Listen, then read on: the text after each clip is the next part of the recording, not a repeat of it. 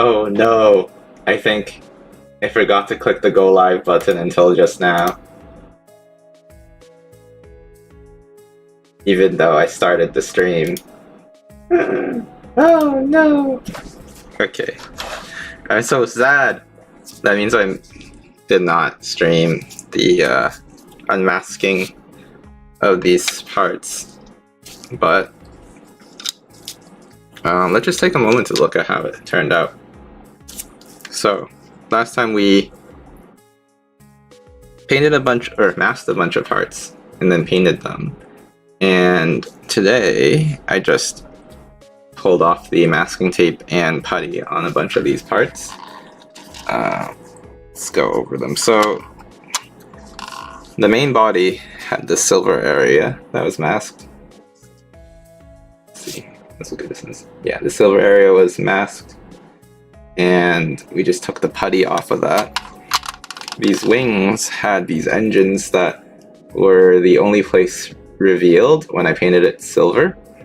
So I just removed the masking tape, and luckily just the engines are silver. This cockpit windshield was black everywhere except I wanted to have only the windows kept black. So I covered those up, painted it white, and this is what we have now. And then this part of the mechanics, I wanted it to be gold on the inside, so that was covered with putty, and the outside white. Then there are these 4 parts that we're going to keep the tape on for now because we're going to mask it more, and those areas might as well stay covered up while I paint them. So what we're going to do now is cover these parts with masking tape and then go hit it with the second spray of paint.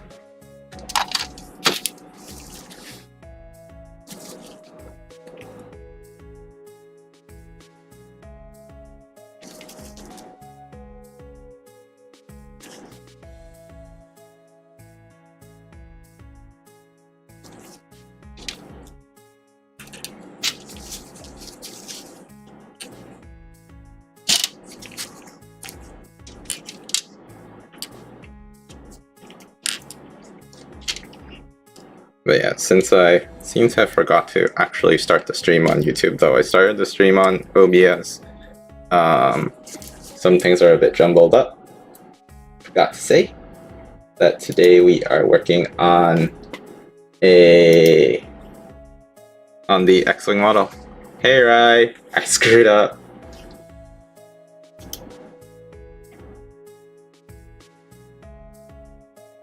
I screwed up. I forgot to start the stream properly. So now some things weren't put on stream.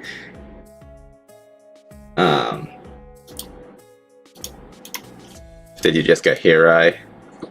We'll pretend like you missed nothing. Okay. Did you get to see how the masking turned out?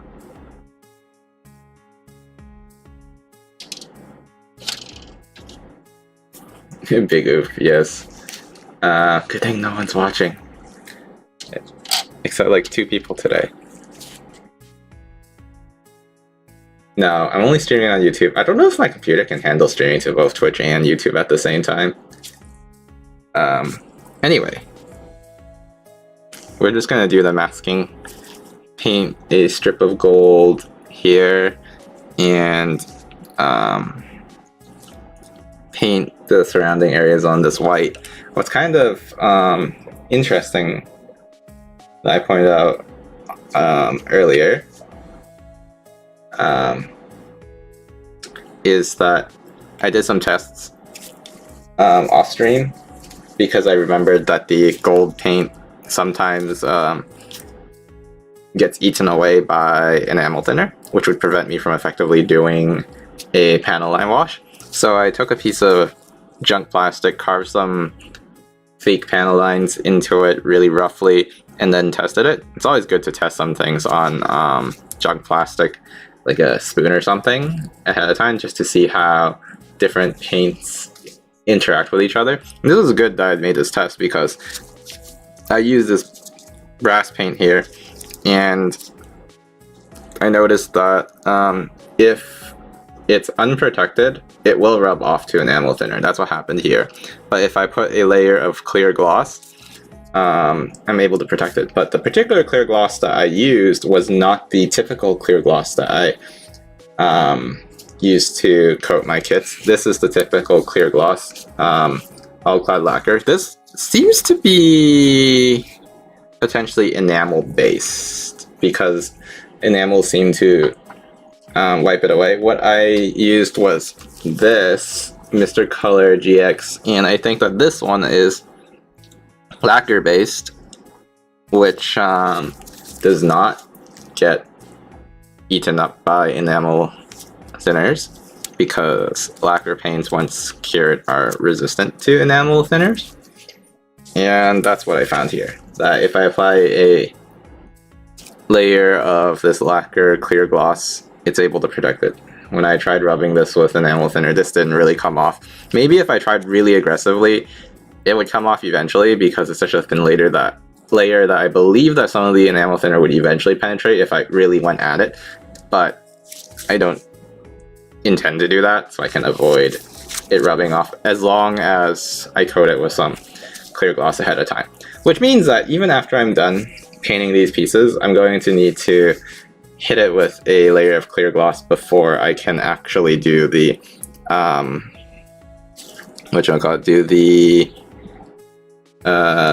panel lining. But what this also means is that I can sort of cheat in some ways and maybe remove some of the gold here and there before I even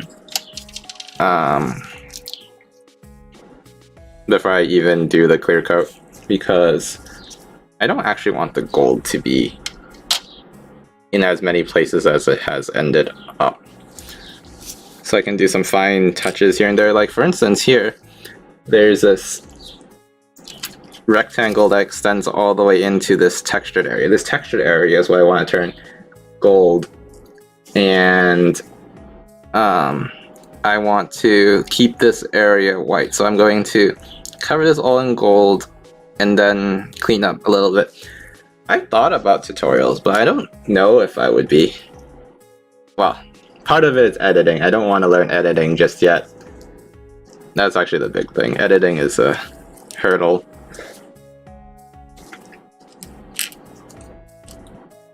I thought about it, but that is another skill.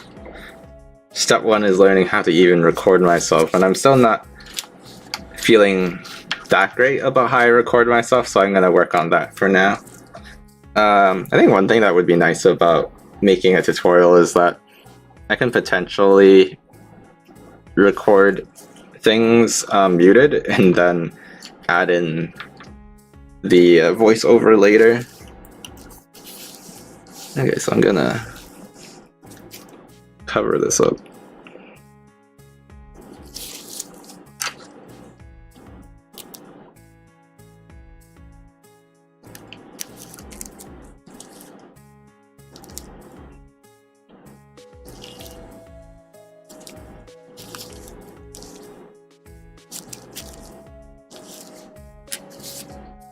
So, what did you make for food today?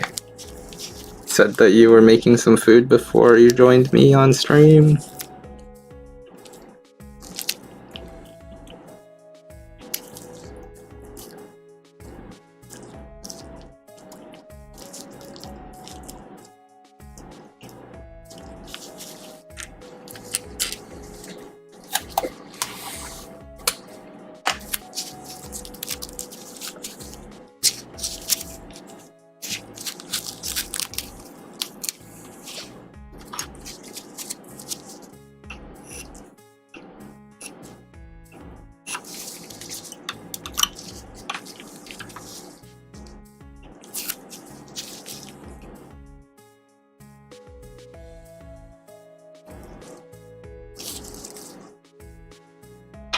Yeah.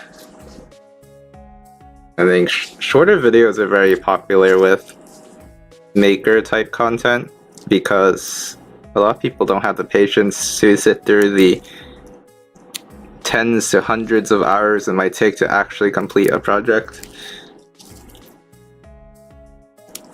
But it'd be great to highlight the major steps. Nom nom.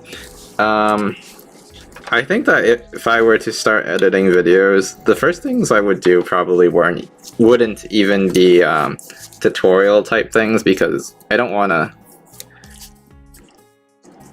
act like I can teach anyone anything, because a lot of my techniques I feel like are kind of not necessarily the best. But it'd be cool to have those like building montages, like speed build site type of things, where I just take clips of the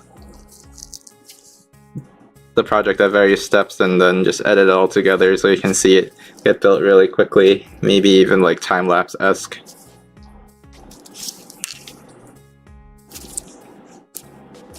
I think those are fun and kind of cool to see.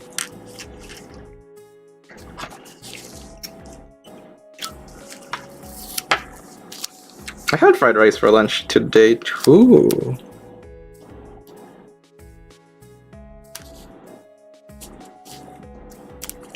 Did you not have to go into work today? Is today a work from home day, or maybe even a day off?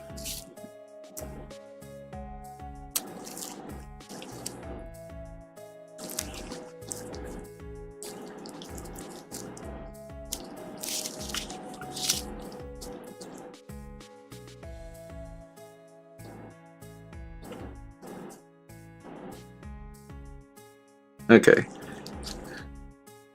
This next part of the masking is the trickiest part. So if you look at it from an angle, you might see that the textured part that I want to make gold sort of has a lip. So this is the textured part. COVID exposure. Wait, do you have COVID, or does someone have COVID in the workplace?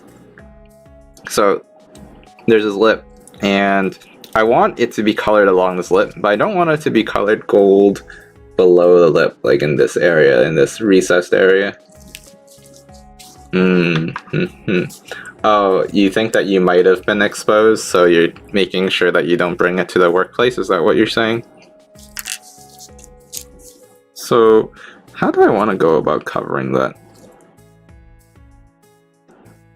I might cut semicircles and then try slapping them in that space. I think that space doesn't have to be perfectly covered because it's very difficult to see. One thing that I think a lot of people have to learn over time is that like not every square millimeter of a project has to be perfect, especially when certain areas may not be as obvious. Like they might be hidden in a way where people won't really ever pay attention to it. Of course, I think that there's a certain fun in the challenge of trying to make every last little bit perfect, and one could definitely grow from that. Like I keep on saying, one thing that's important is to not spend too much time not making any progress. Something that's done is always worth more than something that's never done but could be perfect.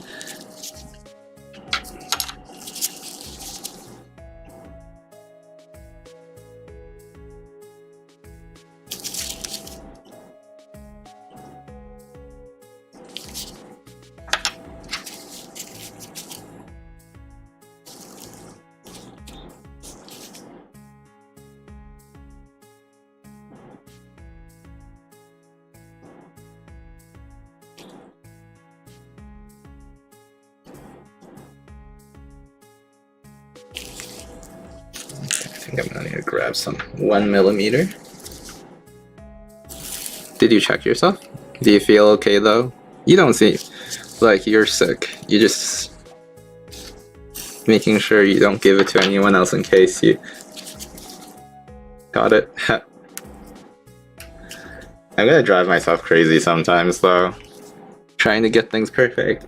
I keep on having to say this out loud because it is a problem that I frequently run into, that I keep on messing with something that I just need to put down and just let go and move on from.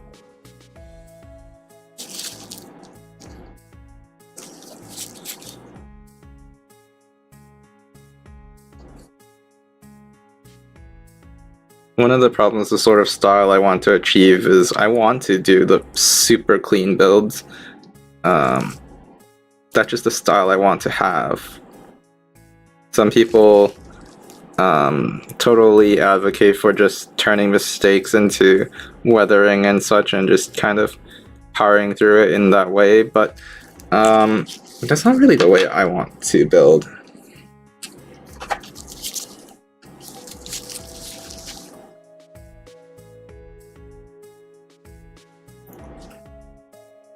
But at the same time, like, fixing mistakes actually tends to be a lot more time consuming than doing things right for the first time. So sometimes I think it's worth just not fixing mistakes and then just focusing on practicing how to get it right the first time. Oh, can't really see that behind my thumb.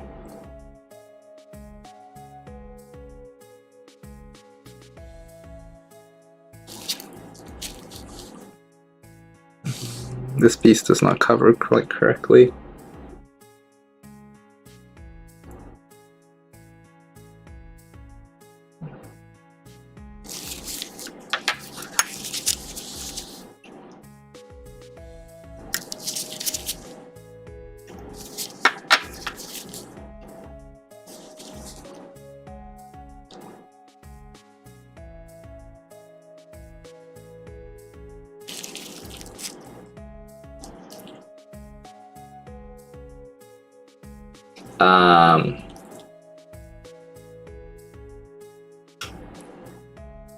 Yes, I've actually done that once, where I had a multi-pass paint job where I would paint one area, paint the part, mask one area, paint it, remove the masking tape, and then paint it again, and I forgot to remove a chunk. And that was a disaster, because then there was this one part that had just a really weird shape of the wrong color. And that just required me to redo the entire part. Because one of the things that I need to be wary of as I paint a part is how many layers of paint I'm piling on the piece. Because once there's too much paint, some parts won't fit, or some details might get obscured. And if you have a mistake in a paint job, there are two options. The first is to just paint over it and sort of hope that the mistake is flat enough that you can cover it with just more paint. The other is to strip the paint and start over, because it's not possible to hide it. That takes more work because, well, removing paint takes a lot of work to do correctly. It's a combination of using something that would dissolve the paint without damaging the plastic, and sanding, because sometimes the paint is really stubborn, so you gotta really put a lot of mechanical force to remove it. Some people seem to have really nifty tools to help with cleaning, both paint removal and just general cleaning. Some people seem to have at-home sonicators, and the vibrations from sonicating something help knock paint particles off. In addition to that, some people just use it for normal cleaning anyway, because it does help knock dust off. Some dust is really stubborn. The vibrations from a sonicator will help knock it off. I unfortunately do not have a sonicator at home. The sonicator at home is basically an electric toothbrush, but that broke, so I'm just using a normal toothbrush to clean parts nowadays.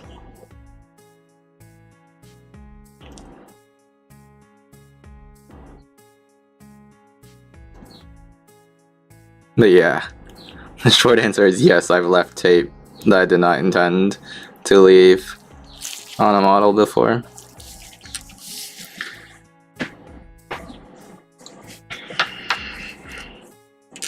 Which now makes me want to inspect this part one more time to make sure I didn't remove or leave anything behind, because this one is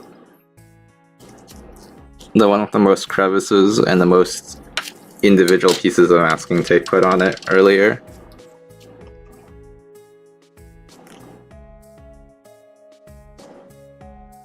Looks good. Okay, 2 pieces done, 2 more to go here. Well, done with part 2. There's also a part 3 to masking that. You want even more zoom? Okay. Let's try this.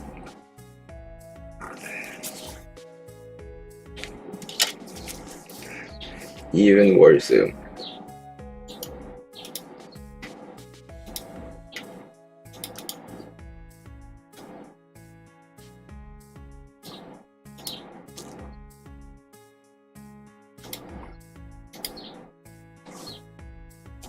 This level of zoom.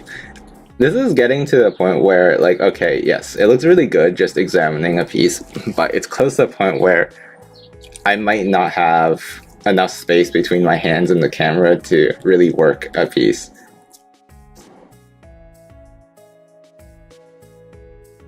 But yeah, so this is the most complicated piece that I had masked, and you can see based on the way the light reflects, you can see where the edge of the masking tape was. You can see that right here it's white, but right here it's kind of grayish silver.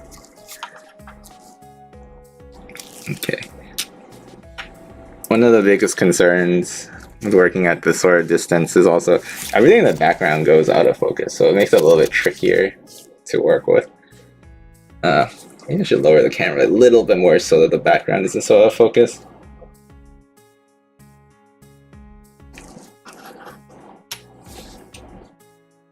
Oops, sorry.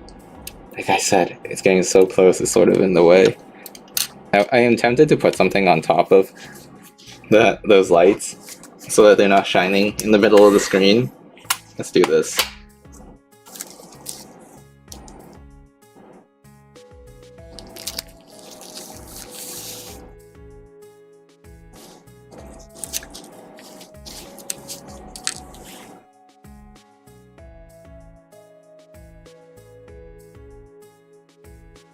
Okay, let's try this out.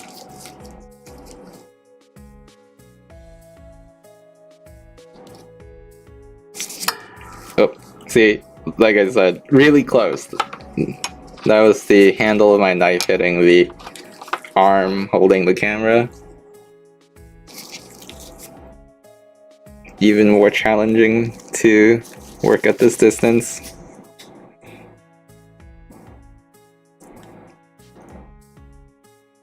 I wonder if it's bright enough. Let me see if I can move one of my lamps. It's really heavily backlit in this setup. Hello. The project is coming along alright. The whatchamacallit. Okay, let's maybe try something like this.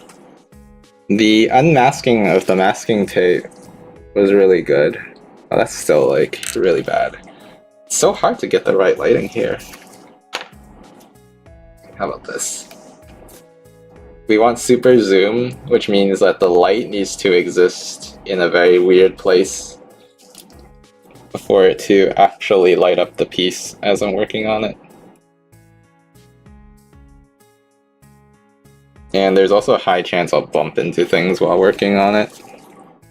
Okay, yeah, that's like not enough space to work with, I think. Yeah, no matter what, I need like another light behind me, like directly behind me, and I can't get that right now.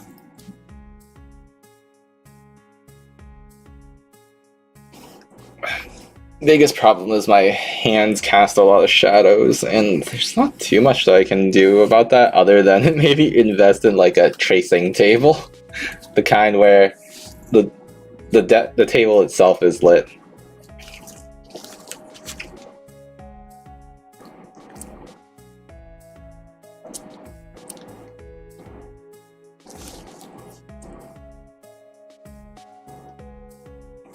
Okay.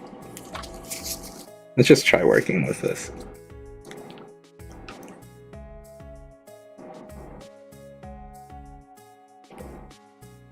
How are you doing today, Azu?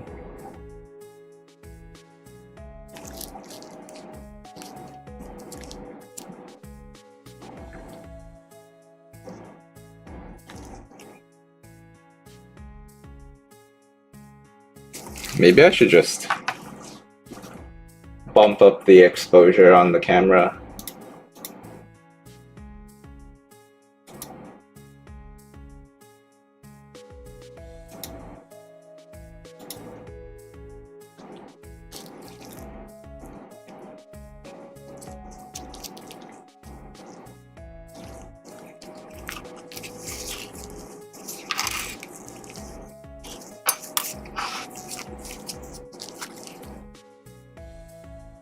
I need lights with more axes of freedom when moving around.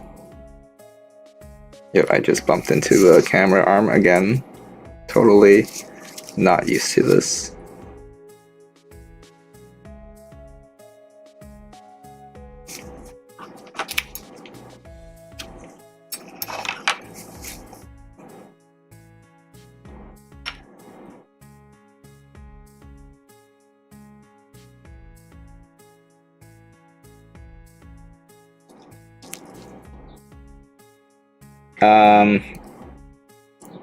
I could work with 2 tweezers, but I don't have 3 arms. One thing that I sort of could invest in is, or something I would like to at some point, is some sort of clamp to hold on to parts as I work on things.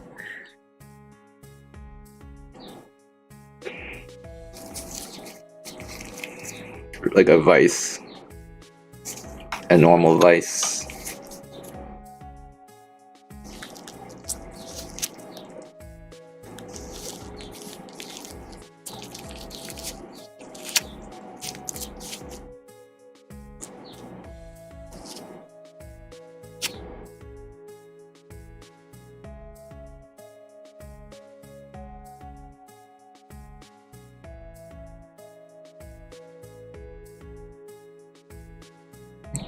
It's day 2 of not having a phone, Azu.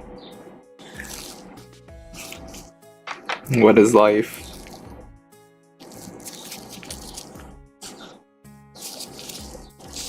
Oh, there we go. There's no space underneath the camera. I even knew it was gonna be in the way and I still bumped into it.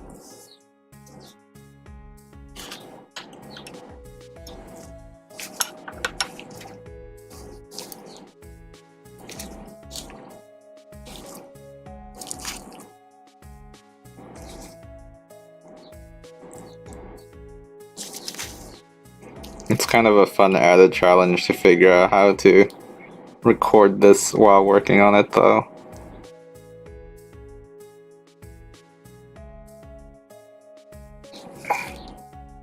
Don't have the right grip.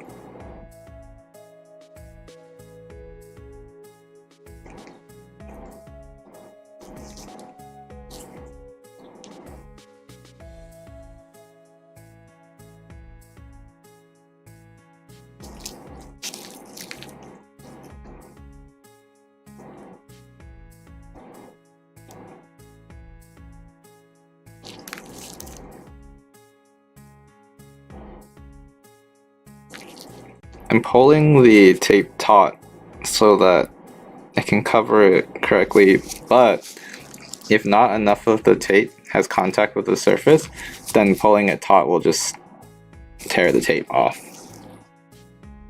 2 behind to play. Oh.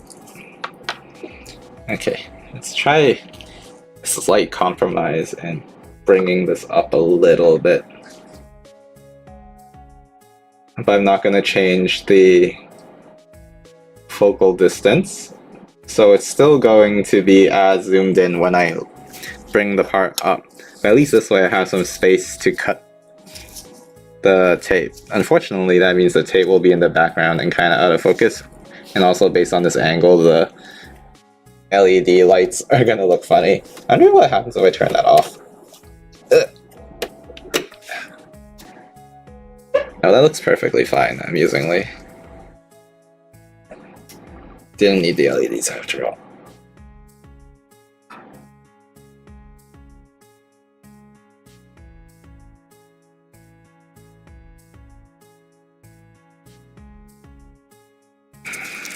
Okay.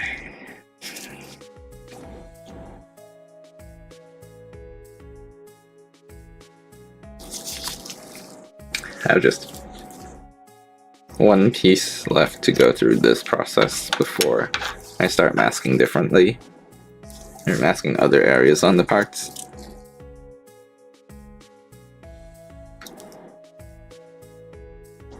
By the way, Rai, have you watched 86? Too dark? It's actually that much darker. Let's try this then.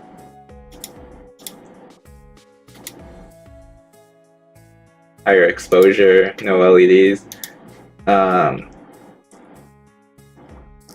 Trying to compensate for less lighting with longer exposure times on the camera.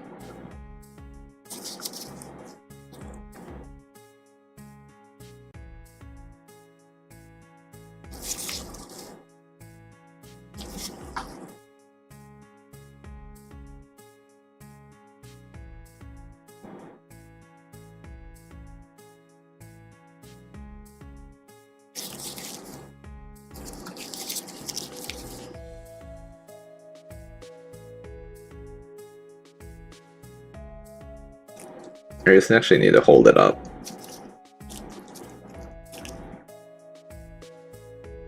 The problem is me not knowing the feel of the distance, so it takes me a minute or two to figure it out.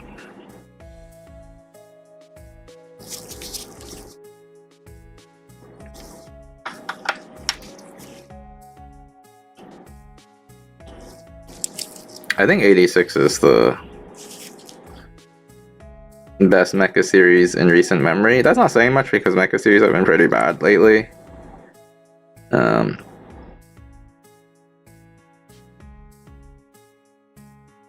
think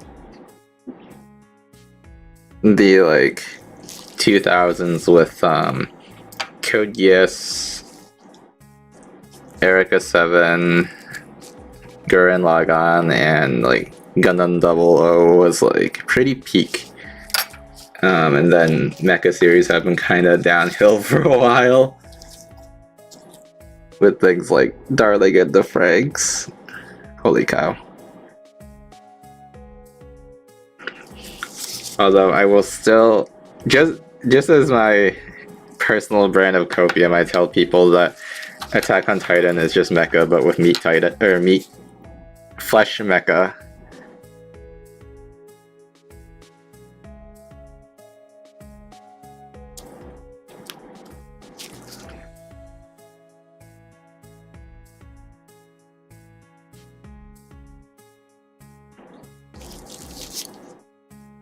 Witch of Mercury looks... Witch from Mercury? Mobile Suit Gundam, the Witch from Mercury looks pretty exciting. I watched Gunbuster. I actually watched Gunbuster with Azu. We both just kind of laughed at how ridiculous parts of it were. There was one part where the characters perform sit-ups and push-ups in the mechas, like the mechas themselves were performing push-ups and sit-ups, and we thought that was absolutely absurd. Dude, the Titans are totally meat mechas, right? Prove me wrong. Get in the Titan, Aaron.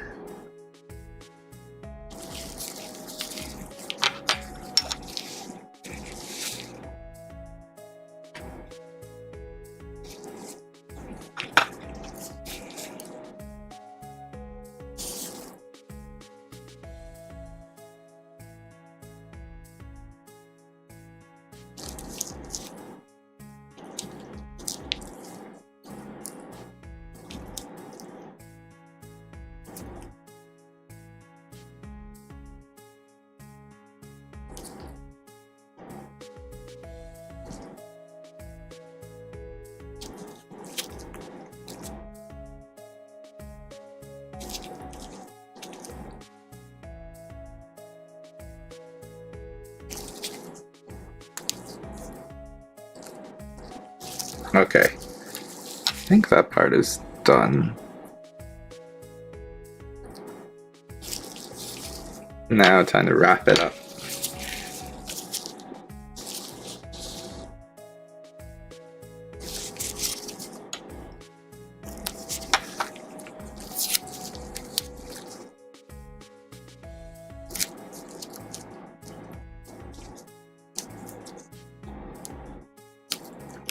Okay. This part's a bit challenging because it has this tab that is in the way. I think what I'm going to do is first use 1mm tape and cover up the space in front of the tab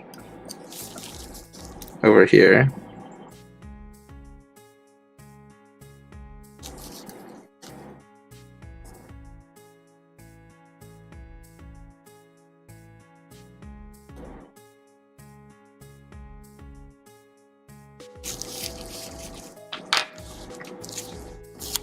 I'm also tempted to just jam a bit of putty in that space as well. Might end up doing that.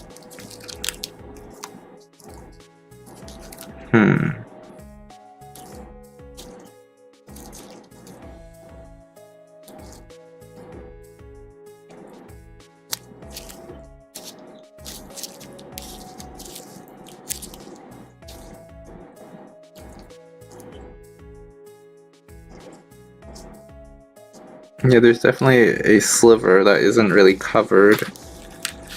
So I'm gonna take the leftover putty from earlier. I said I wouldn't use this for masking anymore, but like, it looks okay-ish, and maybe I could go through this one more time. Just gonna jam a little putty in there.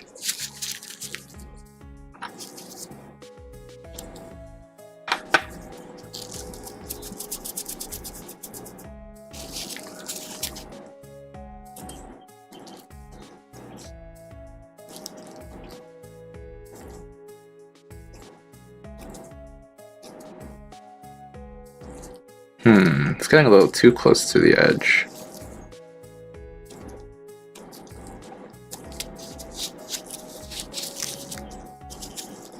Maybe covering just the bottom half? Yeah, like this. But yeah, totally recommend 86. If you were looking for a mecha series to watch that has a more how should I put it? A series that is focused on the trauma of war, I suppose. The tragedy of war? Tragedy is probably a better word than trauma. Also, Hiroyuki Sawano did the soundtrack.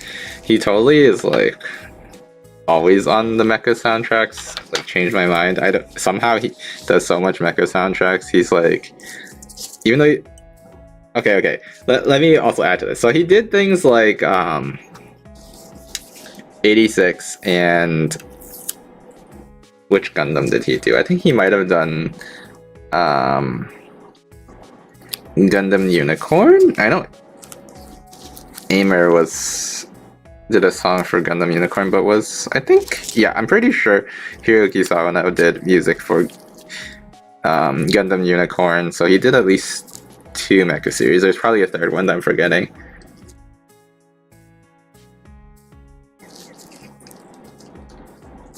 And you know what else he did the music for? Attack on Titan. Anyway, 86 is the one with the quadrupedal mecha. They look kind of insect-like, except they have 4 legs.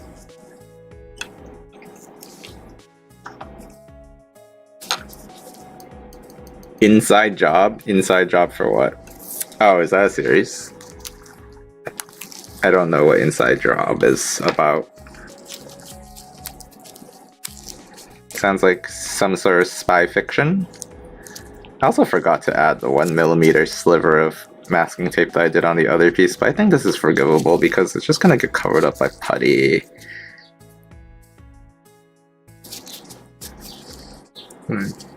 Jam the putty in there and call it a day.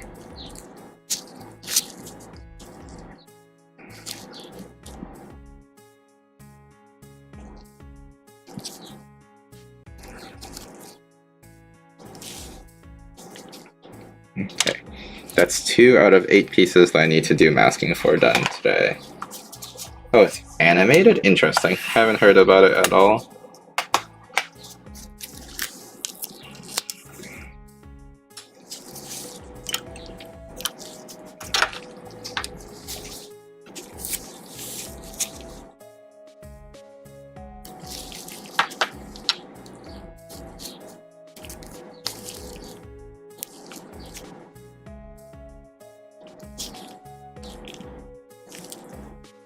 My sister apparently joked about wanting macarons for her birthday, and I found that funny because I basically make macarons every time she visits home. I'm gonna try to do fancier macarons this time because it's her birthday. And how, pray tell, do you make macarons even fancier? Well, even though they're already horrendously frustrating to make. I hope she's not watching this. Technically she can watch this now that I think about it. I'm gonna decorate them. Yeah, that's about as much as I'm gonna say. I think I should stop this right now, in case she ever checks out the stream.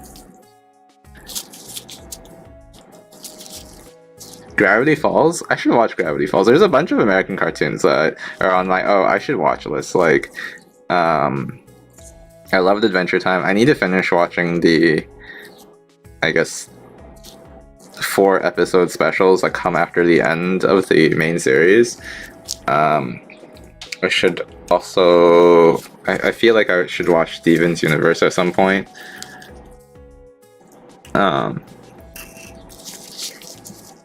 A lot of anime enthusiasts are like, oh, anime is great these days. And that's totally true. Anime is amazing these days, but like, let's not sleep on the fact that there are actually some really good Western animation out right now.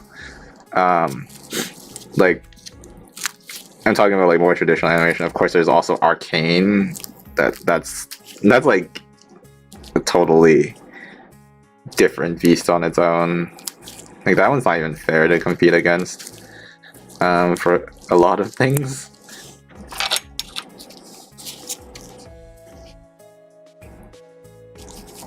How do you make macarons? Well, you start by taking egg. You add, what was it? Oh crap, I forget what that powder is called. You add sugar, and you add some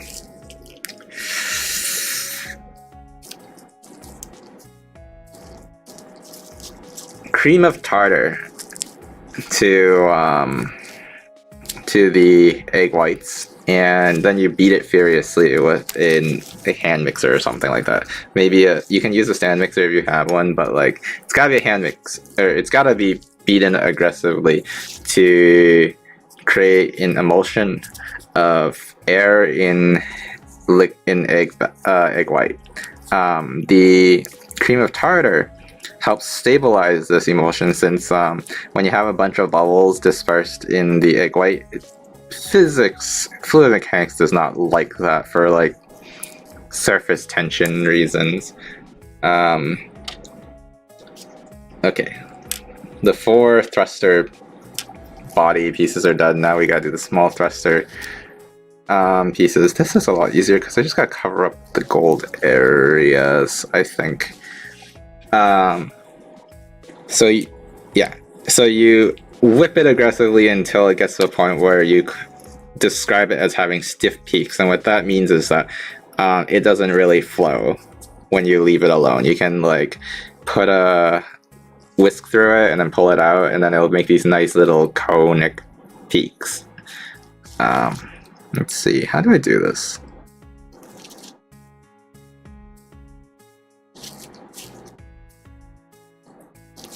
So once you get the meringue, as it is called, this is an egg meringue. That's what they call it. That's the fancy French word for this air and egg emulsion. Once you get this meringue, you then take powdered sugar and whatchamacallit, almond flour, and mix it into the meringue. And this is also the point where you can add certain other things to make it more special. Like, for instance, you can add your chocolate powder at this stage if you want to make chocolate macarons. You could also add powdered food colorings and maybe even liquid gel ones, but you have to be careful, because if you add liquid ones, you need to account for the additional liquid, because that will throw off the balance of the meringue. So this is the part where you fold in all of these other ingredients, and a lot of people will give you a really hard time telling you, okay, first of all, you gotta go through a lot of trouble to make sure that the stuff that you're adding in is a really fine powder at this point, because if it's not a really fine powder, it won't mix well. If it's chunky, it will definitely not mix well. You also can only fold it a limited number of times. If you fold it too much, the little air bubbles are dispersed in the egg white, may collapse, and then you would end up with very flat macarons, and that's very sad, because your macarons you don't want your macarons to be flat.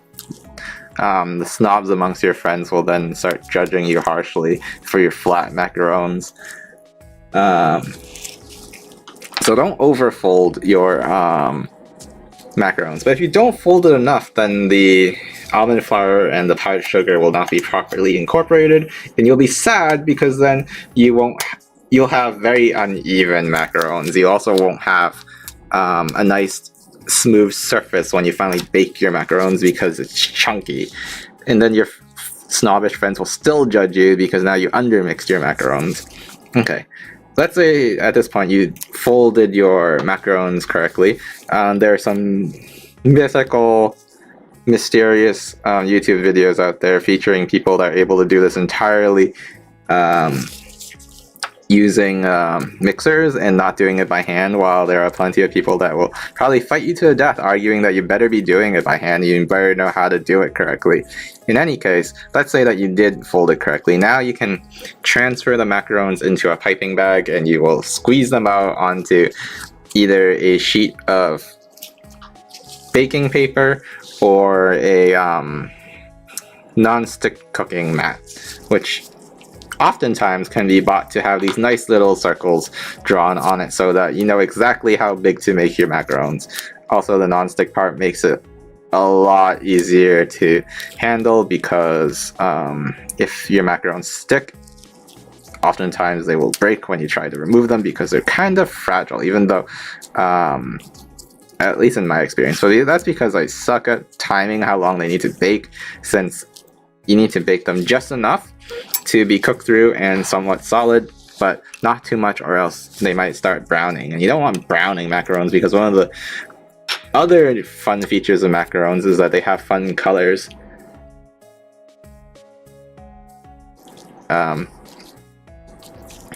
Yes, this is a lot of my own personal experience, because I have made macarons quite a number of times.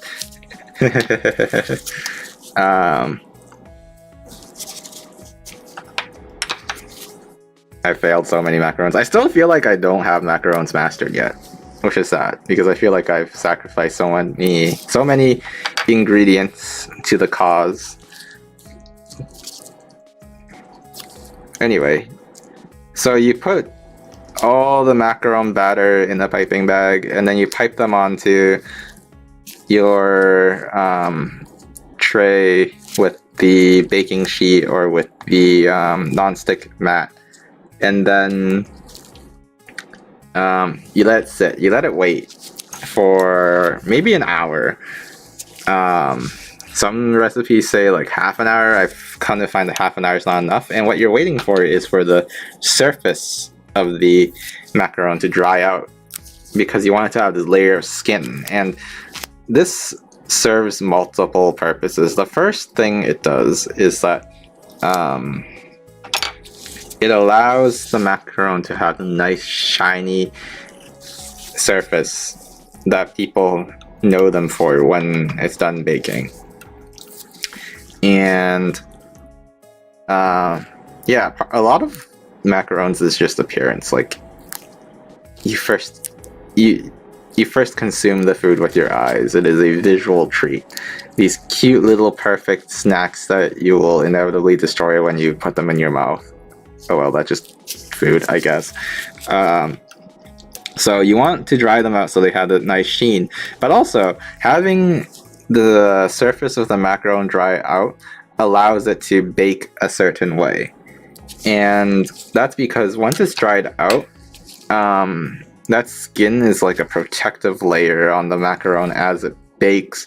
Air is unable to escape through the top part of the macaron, and instead it forces its way down the bottom side of the macaron, the outer ring of the macaron where it's in contact with the baking sheet or cooking mat.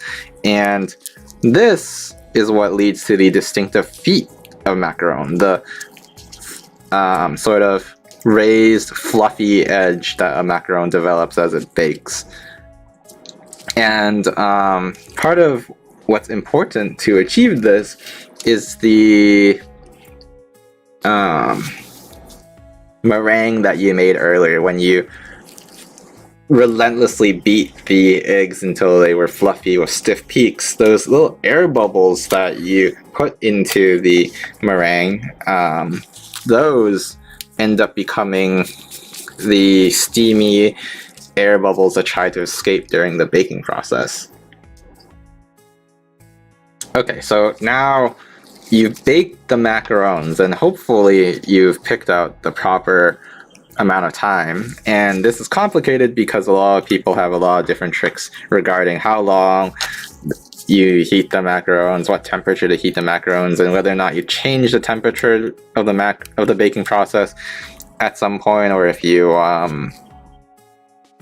leave them in the oven but still like baking a little bit through residual heat. Like, I still haven't figured this out. This part is black magic to me.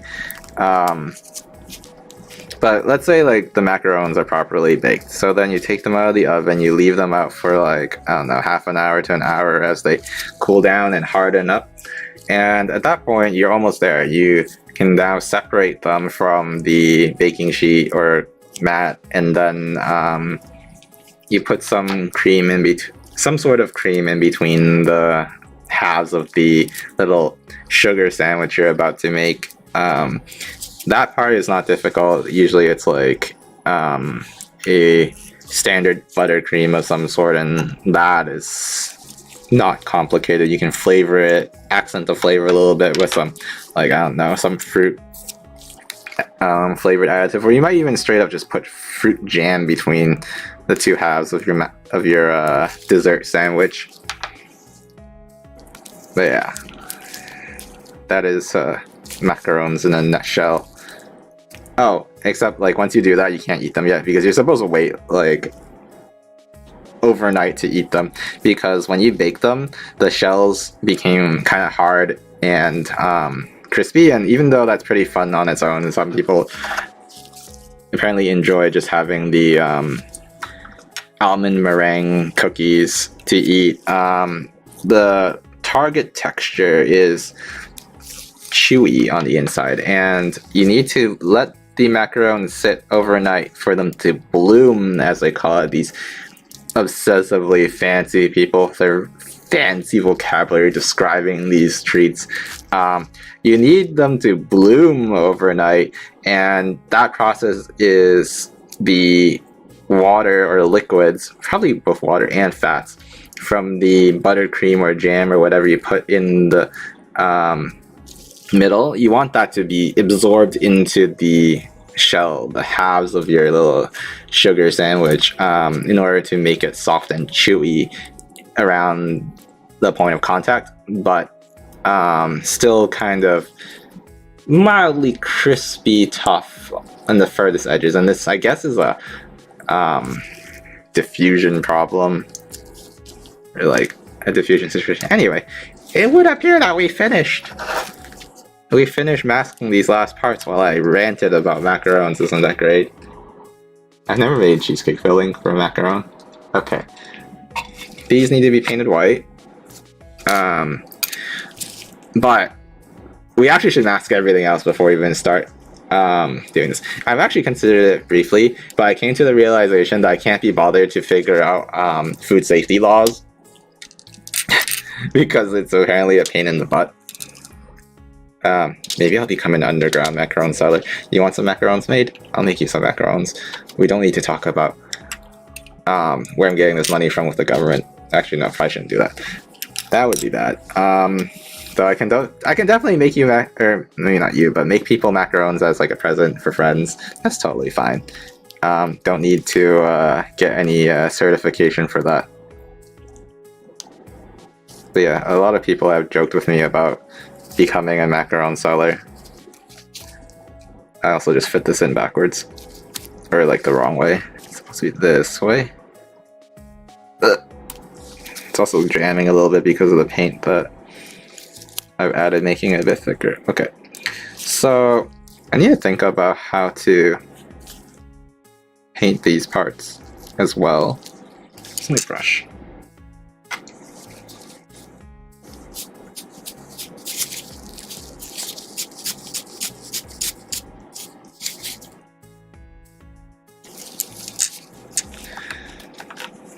Okay, so they're the wings. What I want, let me grab the box art.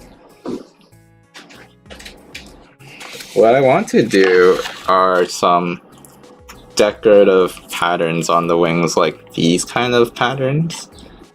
And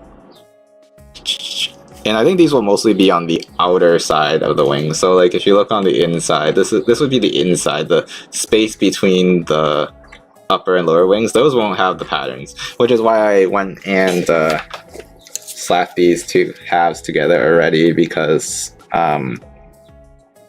the space in between doesn't need to be painted. I also want some colors in the front part of the body, and that's going to be interesting. I don't know how I want to do that. I have 4 colors here, and they are blue, purple, yellow, and pink. And oh, I bumped the camera again. I'm sorry. And I want to try to do all of them today. I'm going to have the body like almost put together like this, so I can go at it simultaneously from the top and bottom. This might also make it a little easier to hold. Okay, anyway. I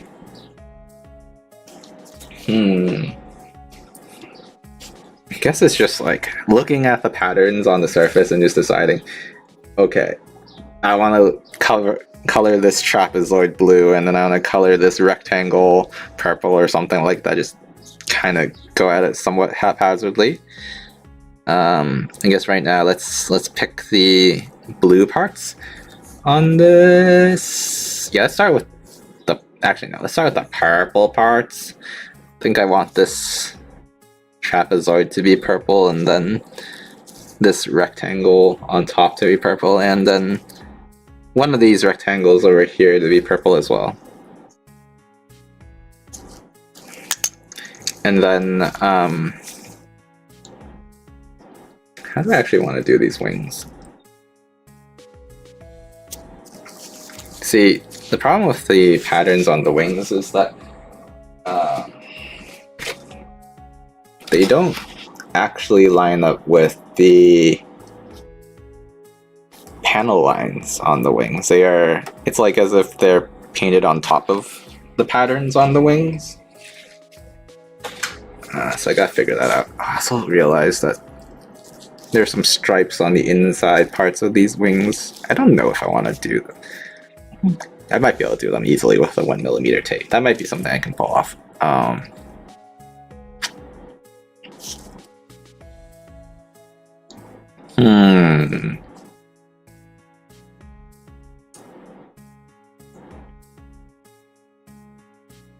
Okay, I think I know how I want to start. Start with a lot of 1mm tape. Where's my 1mm tape? The pinstripe tape.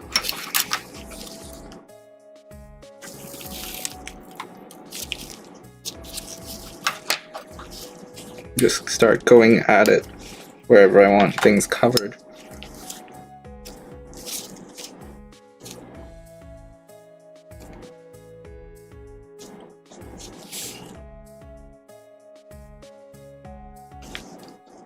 This is about 3mm thick from the top of one wing to the bottom of the other, I think.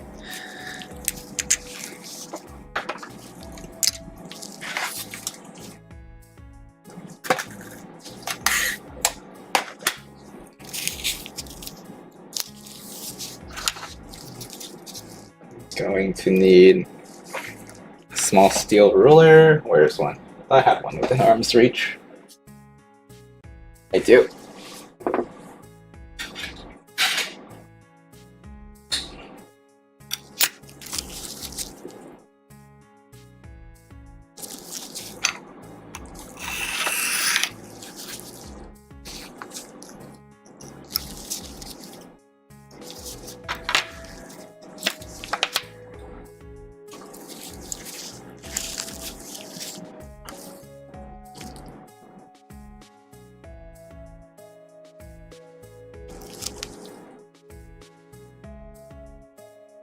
Wow, I really eyeballed that width really well, didn't I? It matches up pretty well on the top. Because it doesn't meet up quite correctly on the bottom, it doesn't cover it entirely, but that's fine.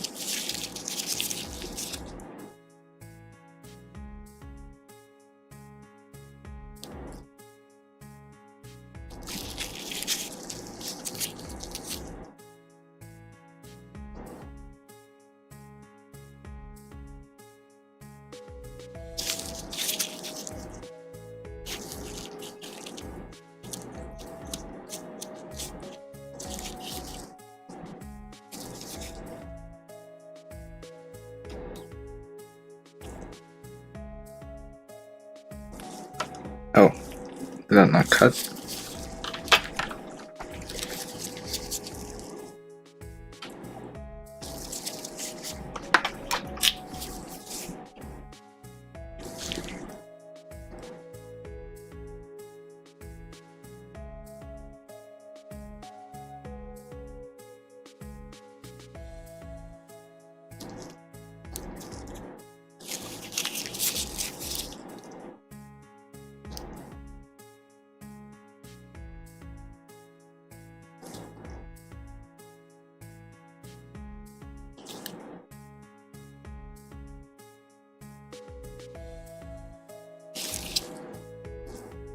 I think the way I'm going to go about it is, okay, I'm going to use this masking tape to get the sharp lines, and then some of these areas which are really unusual, I'm just going to cover it with putty. Just take a giant blob of putty over it.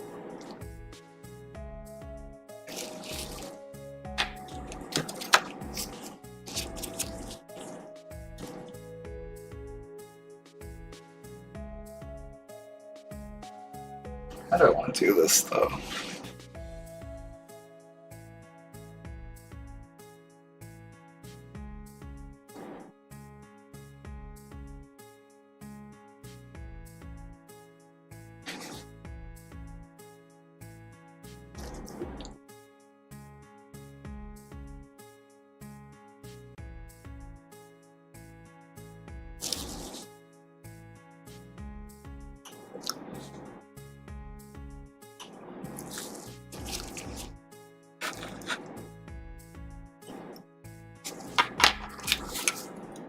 I'm going to put a piece of tape on, not to ultimately use as masking, but so that I can use it to measure a 1mm distance, so it's just temporary. Think of it as a guideline rather than an actual piece of tape for masking.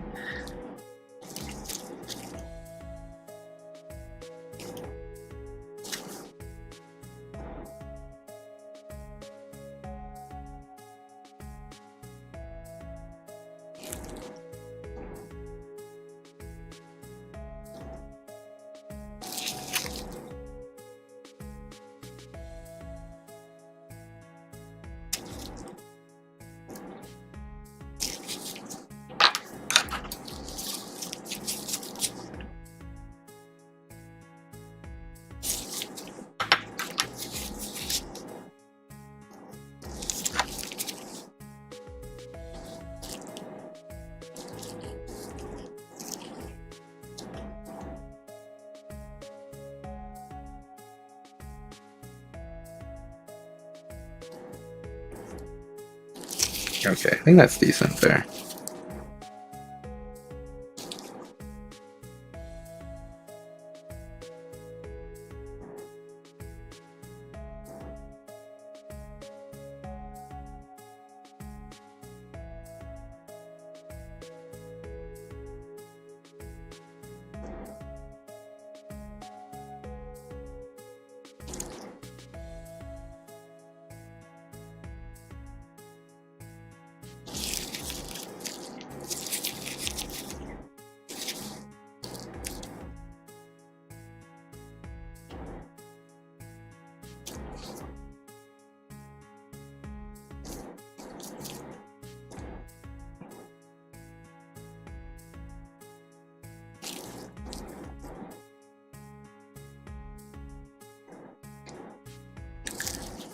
Okay. 3 more areas to go. Yeah.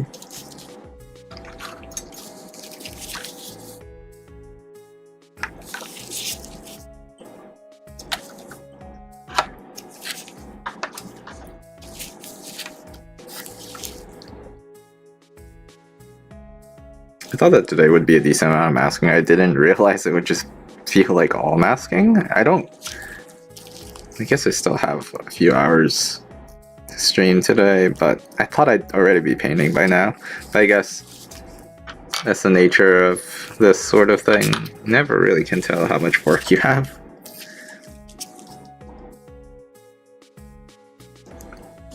It's very easy to underestimate the difficulty of something.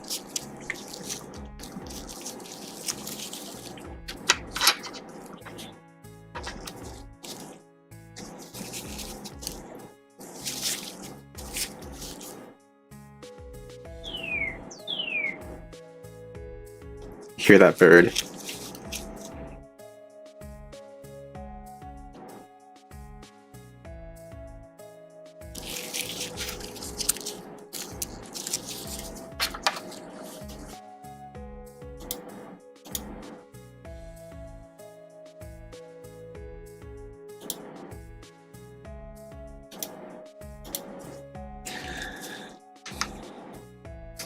I need so much 1mm tape for this. Gonna cut several strips.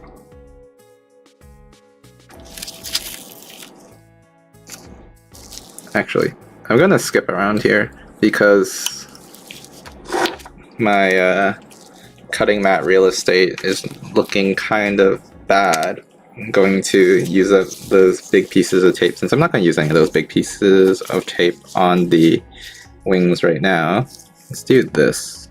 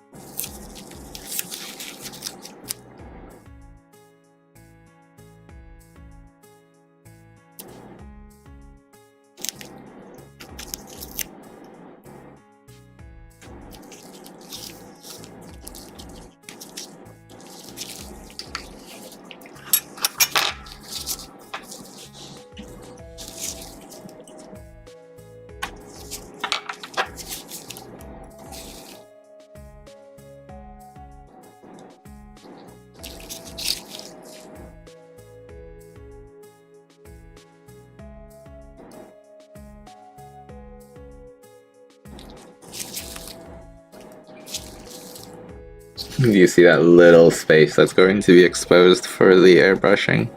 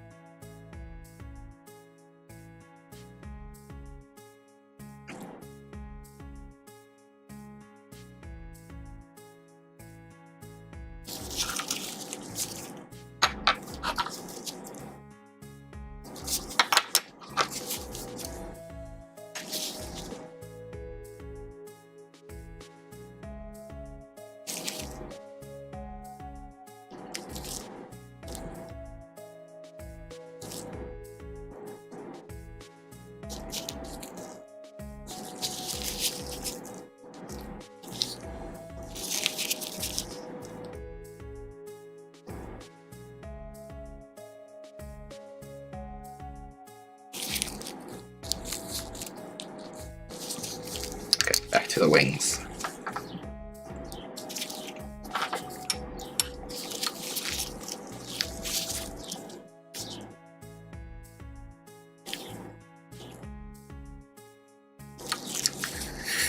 I wonder if I should actually just mask this area with tape rather than putty. This is a really big flat area. Probably would be best with tape. Okay, let's do all the 1mm things first, and then we'll worry about that.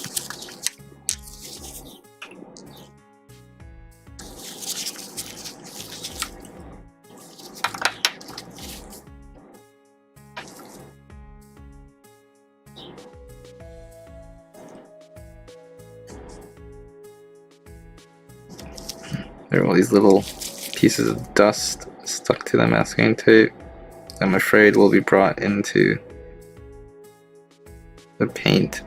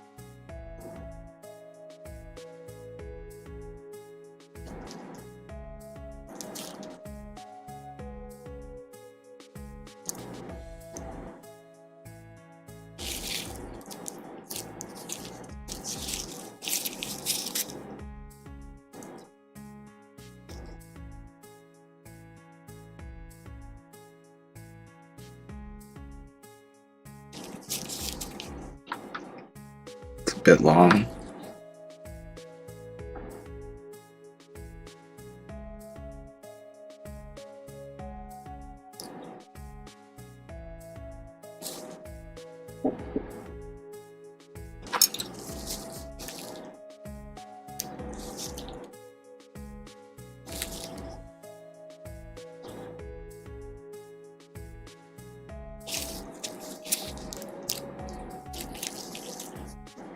Do you read One Piece?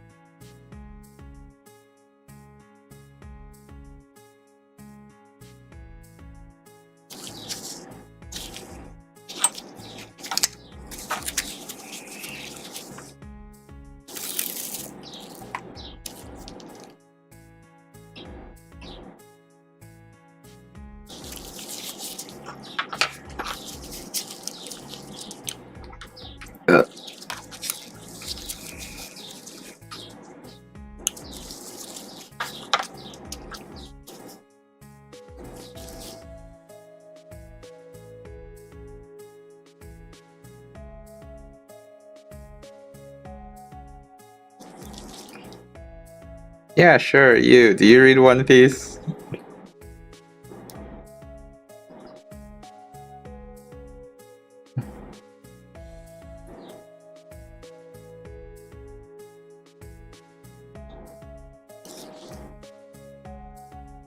No one is with me in Discord. Am I even in Discord? I don't think I'm in Discord.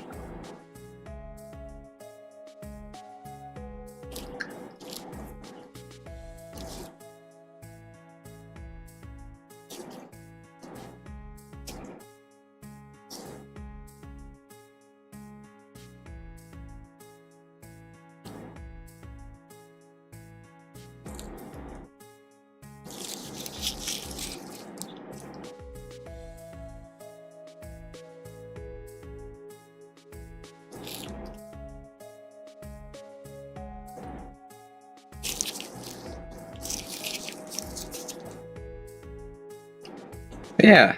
Are you reading One Piece? If you're following One Piece, I'd say totally it's worth catching up right now if you're behind, because big things are happening.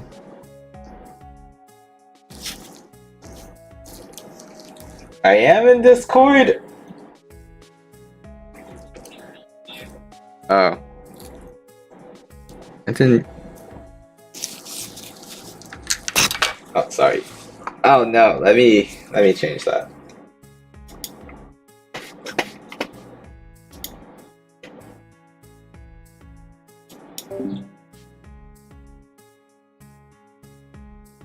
Okay, apparently I've been in Discord and someone was in voice chat with me and just been sitting there silently and never said anything to me.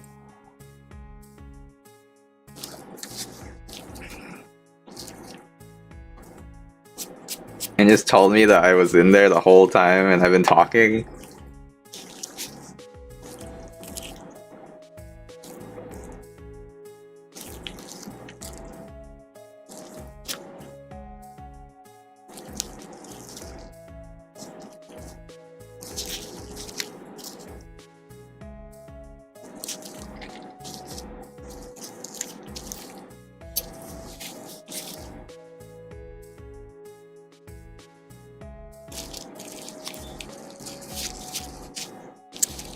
If One Piece goes on for another 20 years, that'd be insane. Like, where would you even pull that amount of story out from?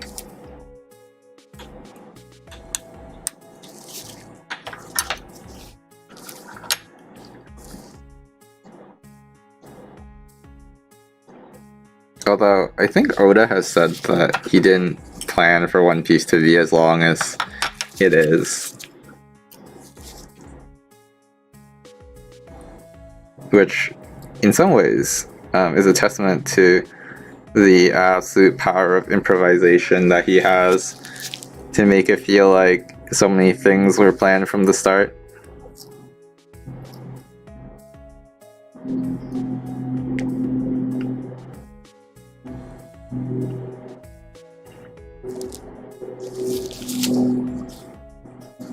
Sometimes it's nice to sit in silence with friends, except I'm the one talking and I didn't even know friends were around.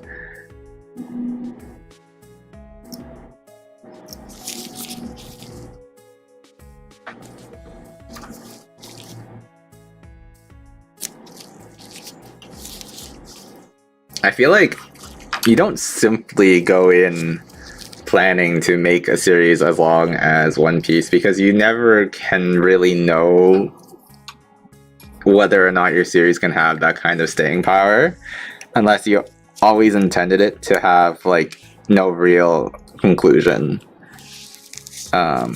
Like say something like, I don't know, Case Closed, which apparently is just mystery after mystery without really progressing the main plot. Somehow the main character is still a child. But I don't read Detective Conan. That's what it's also called, right? Detective Conan? Yeah. But One Piece apparently has an overarching plot. It totally does have an overarching plot. Which is what makes it kind of shocking.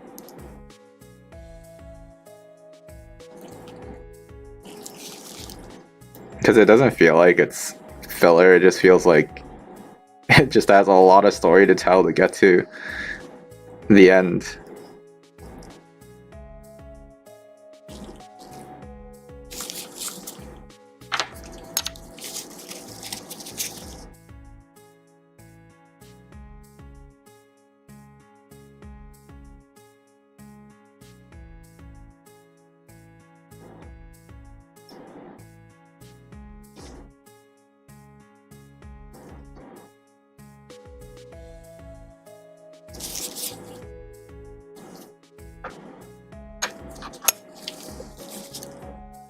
Okay, so apparently giving myself 15 minutes to prepare for a stream is not enough time because I forgot a lot of things today.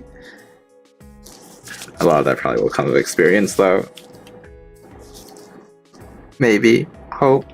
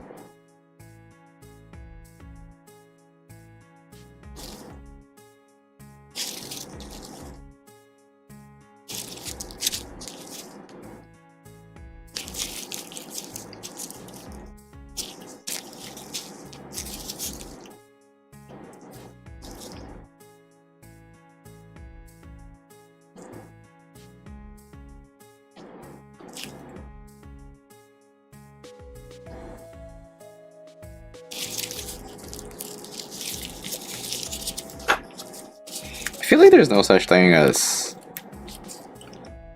close focus and wide field of view, or depth of focus. No, depth of focus, that's the thing. There's no such thing as really close focus and large depth of view, right? I feel like the more you zoom in, the narrower your depth of view becomes.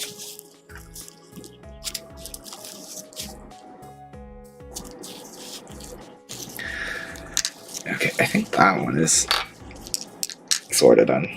It's definitely not completely done.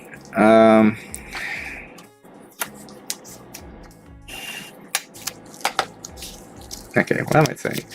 I now need to use large pieces of tape to cover large areas. Yeah, so like we can't have these really zoomed in parts and hope that the background is in focus, is what I was thinking to myself just now.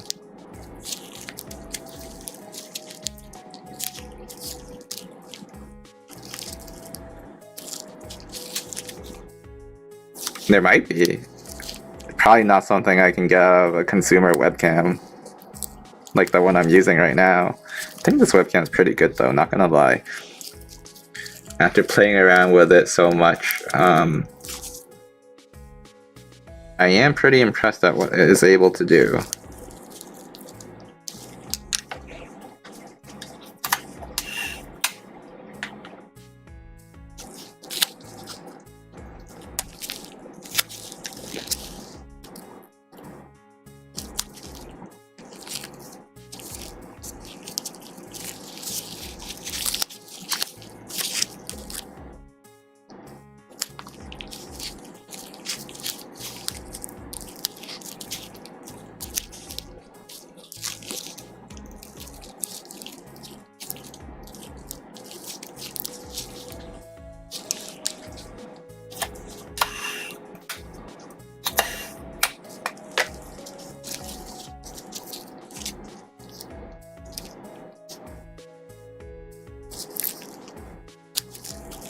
I think it's funny. I'm basically going through all this trouble to mask this model to airbrush a pinstripe, and minifigure painters would probably do something like that by hand. Like they totally would just draw the line, and unfortunately I don't have that sort of skill set. I've never tried minifigure painting. I'd like to try at one point.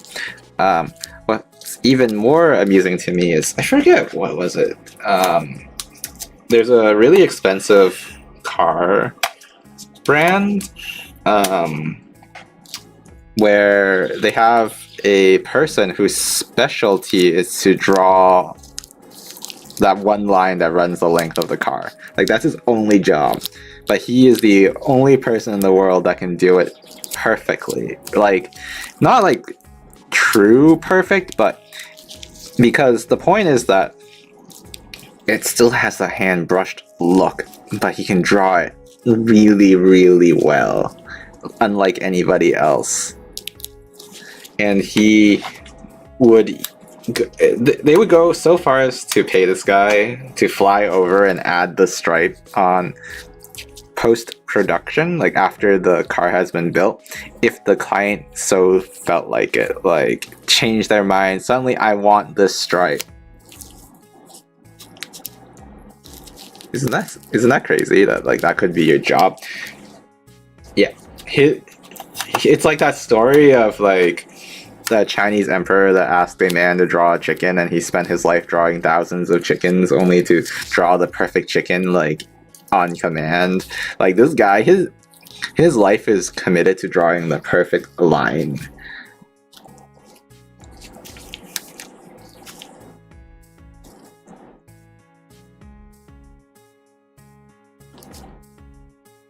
Sure, why not, right?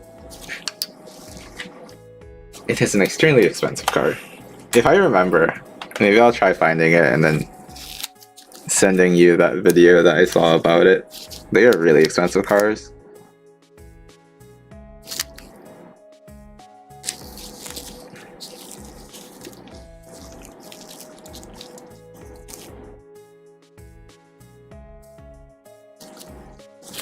What is it? It's not a Lamborghini. It's more like a bit more of a classic sort of car, like luxurious rather than sporty.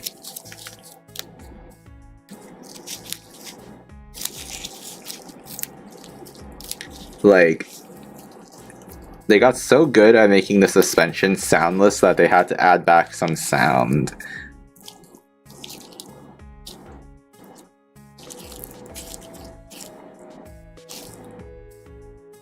Because it just was too weird having absolutely no sound while driving the car or something like that. Or maybe some other car companies had that problem. I feel like that's totally a thing that other car companies probably experienced at one point too, like advancing the technology to the point where it feels weird.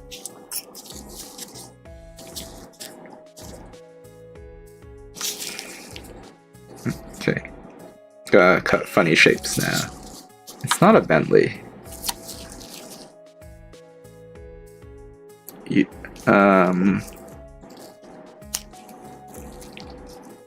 You gotta run? Alright. See ya, Rai.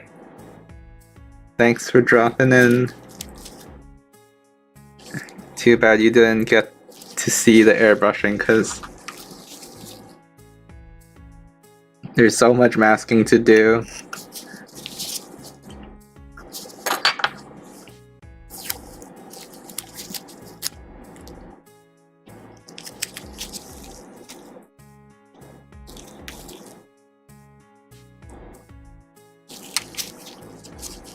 Mm-hmm.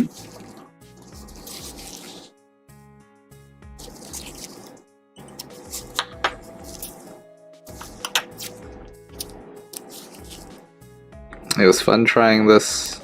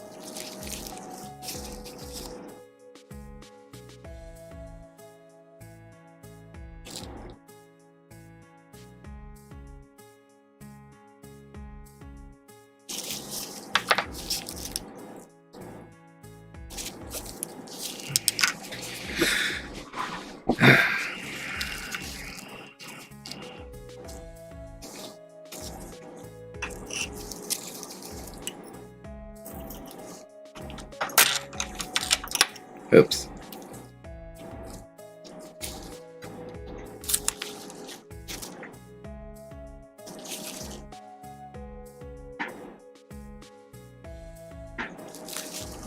Oh no, I think this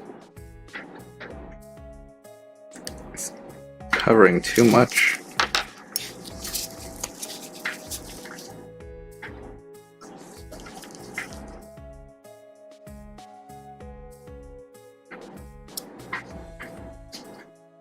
What's that sound?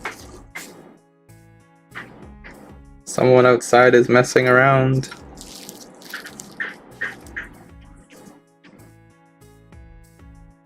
Excuse me.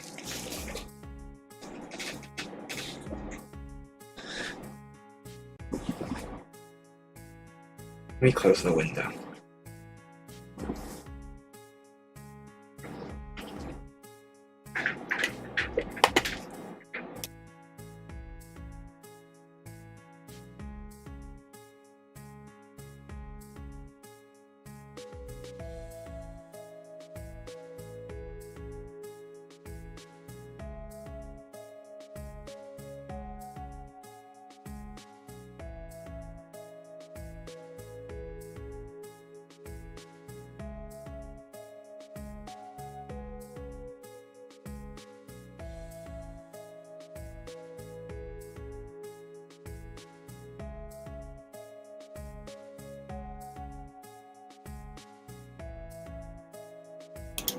Okay, I'm back.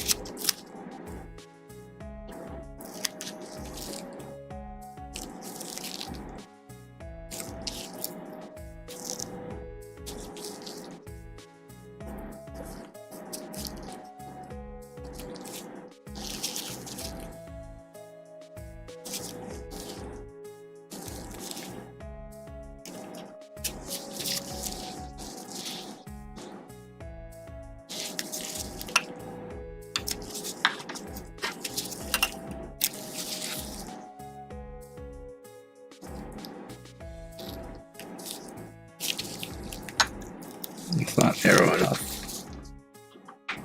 Thank you. What are you up to, Azu?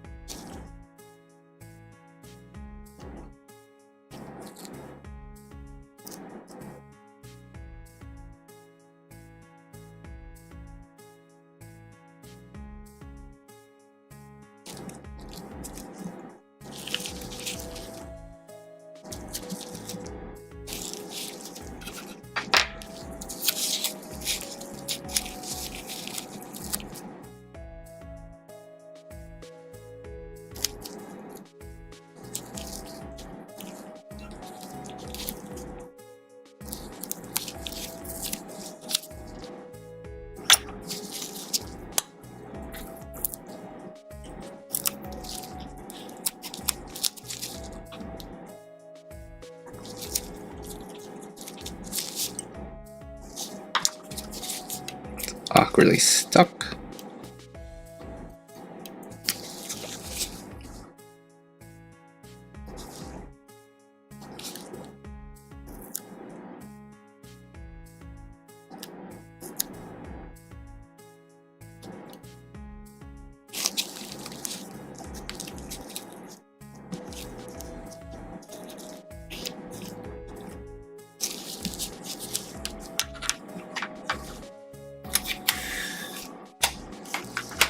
Wow, you're already on the last copy? You're so fast.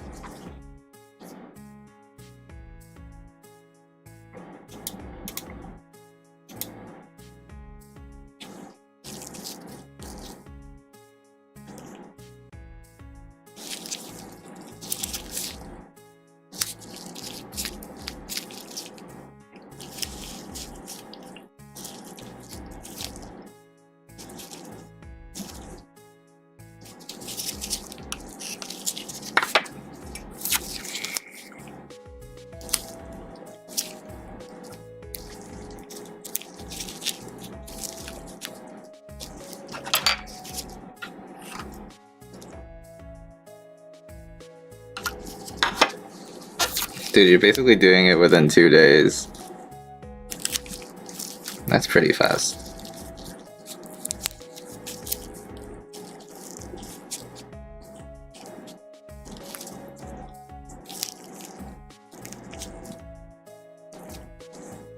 Okay, I think I got most of the main areas covered. Or done. I just need to cover up the extra areas where I don't want paint to accidentally splash. Or spray.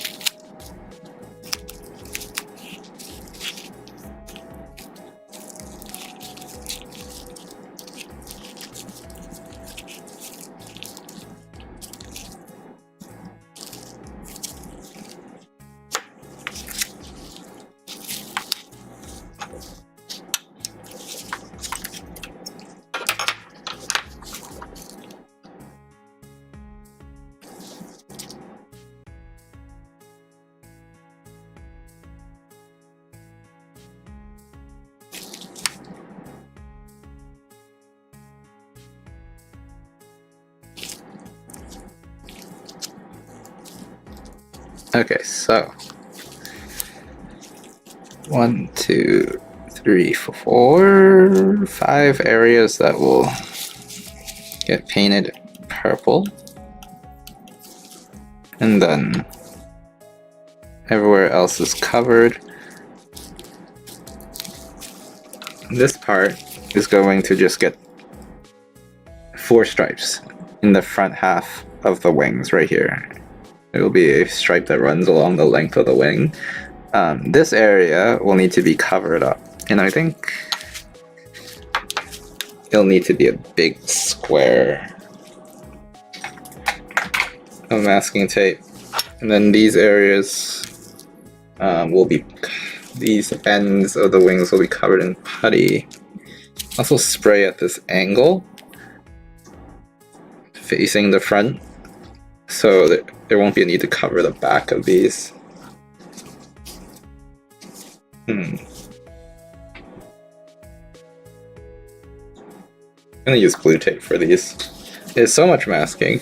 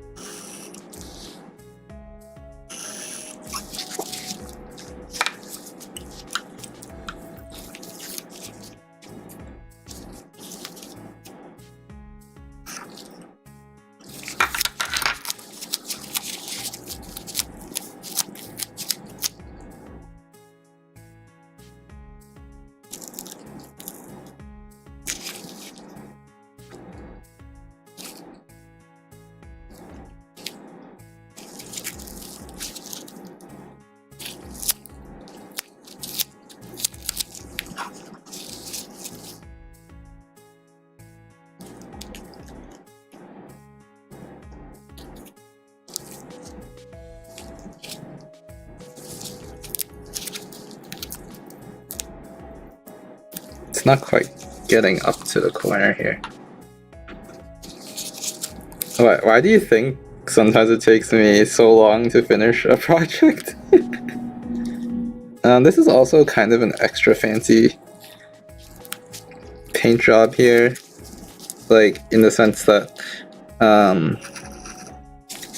there's a lot of painted parts without guides. I'm also kind of going at half this normal speed, because I think it's entirely possible for me to do like 2 or 3 streams in a day. Like right now I do a stream of like 3 hours at a time and that's it, but I could be working like 6 or 9 hours on a kit if I wanted to go fast. Maybe not 9 hours. 9 hours is a little ridiculous, but like, you get the point. Like, 3 hours isn't very much for 1 day's worth of work on the project.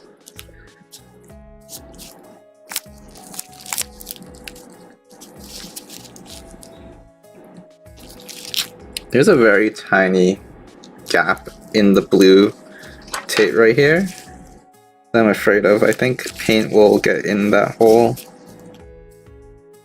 when I'm spraying it.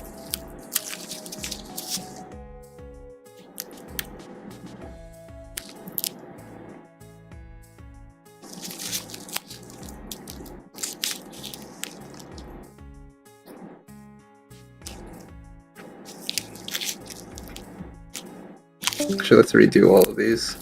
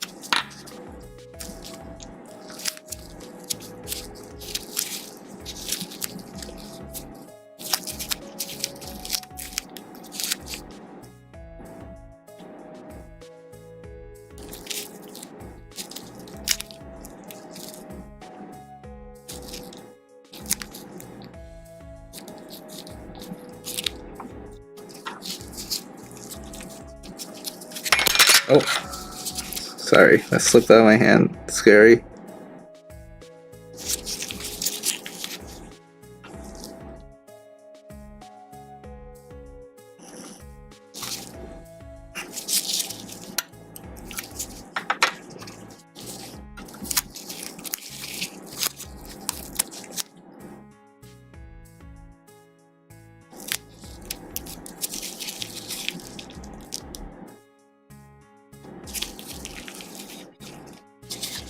Isn't it funny how this is like 99% covered in tape, like not even joking, not even exaggerating, only to color 1% of the surface?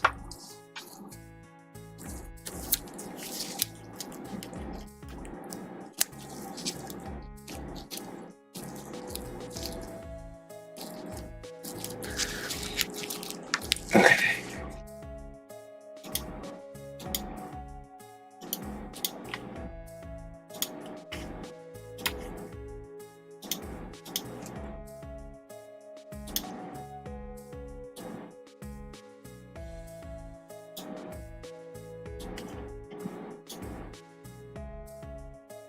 I'm going to be right back, but these are all done and masked actually before I keep the BRB on. What are we gonna do? So we're gonna do 3 colors first. It's gonna be purple, gold, purple and gold actually. I'm only doing 2 colors. Actually no, 3 colors. Purple, gold, and white. So these pieces on the bottom right, these need to be painted in white. Sorry, I bumped in the camera again. Painted in white. These pieces on the left, they need to be painted with gold. And then these pieces need to be painted in purple. We will do purple. No, we're going to do white, then purple, then gold. The reason we do gold last is because it's the most annoying color to clean, because after using the airbrush, the paint needs to be cleaned out before new paint is added in, and gold has this really annoying tendency to stick around. So we're going to do that last, because then the cleaning between the colors is less. After we do the gold, I'm going to go back and do touch up on the pieces that need gold. I'm going to clean off some of the excess gold, because I know someone's going to be overpainted, while we wait for the other pieces to dry. Once they're dry, we're going to do blue, pink, well, blue, and then pink, and then yellow. Mostly it's going to be on, it's only going to be on these two pieces that get the blue, pink, and yellow. Anyway, I'll be right back. I need to go to the bathroom. I'm also going to take the opportunity to open the windows and start airing out my room of dust before we start.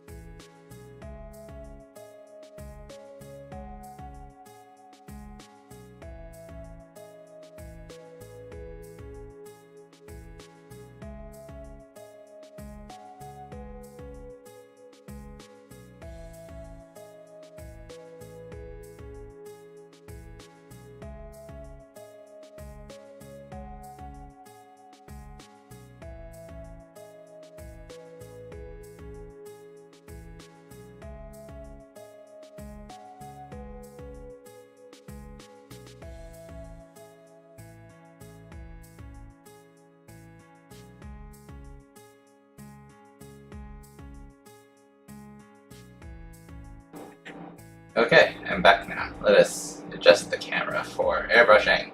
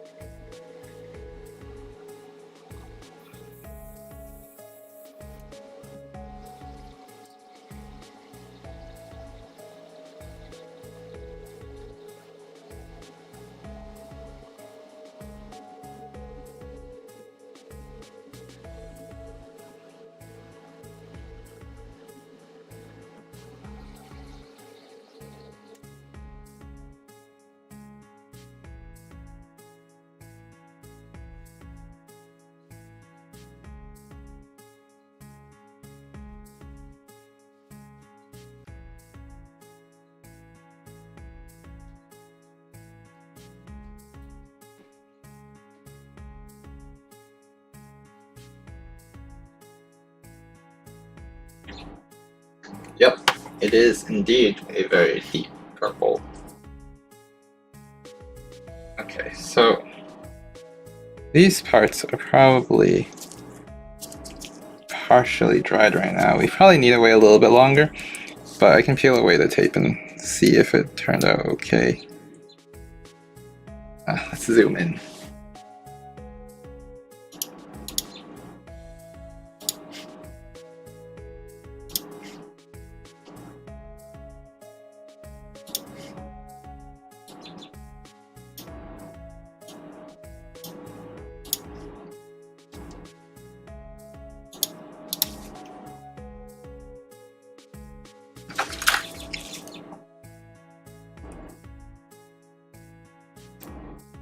Okay, I don't want it to pull the yellow tape off. I only want to pull the blue tape.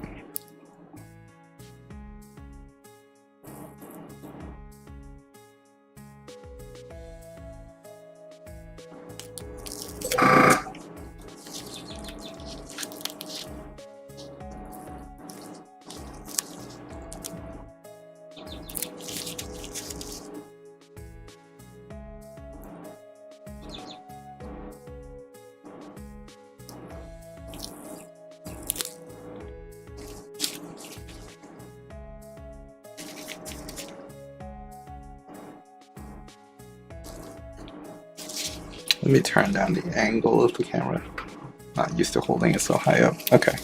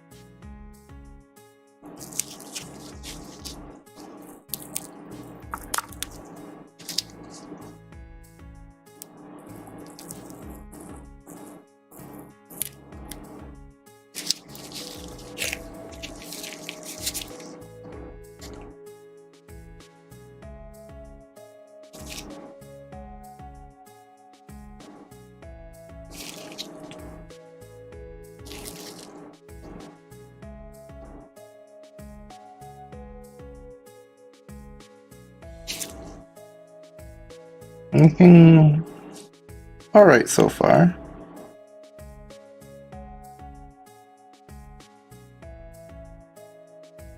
It's interesting how glossy this purple turned out compared to the white that's painted on. Okay. This part's kind of funny because I think the strategy that I have for masking this basically involves taking most of the masking tape off for the next phase.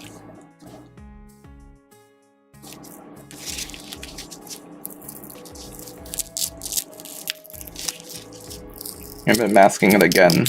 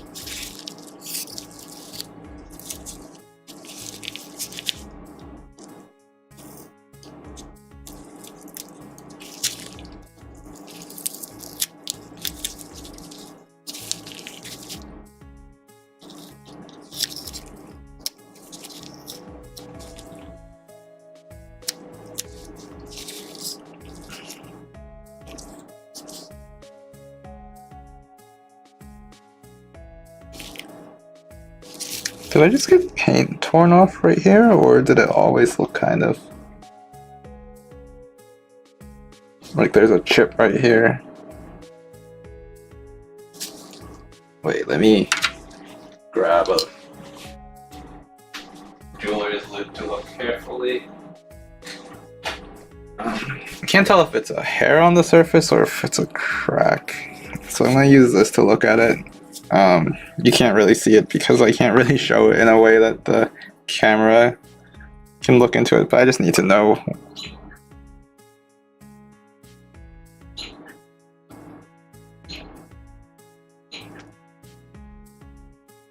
Okay, even weirder, it looks like I already had, there was a chip that I had painted over and I didn't even realize that. Okay, whatever, it's fine. If you look at some of these spaces, you can see that there's some bleed over in the colors. I wonder if I can fix that right now with some enamel thinner, even though enamel thinner is not supposed to. No, that probably won't work.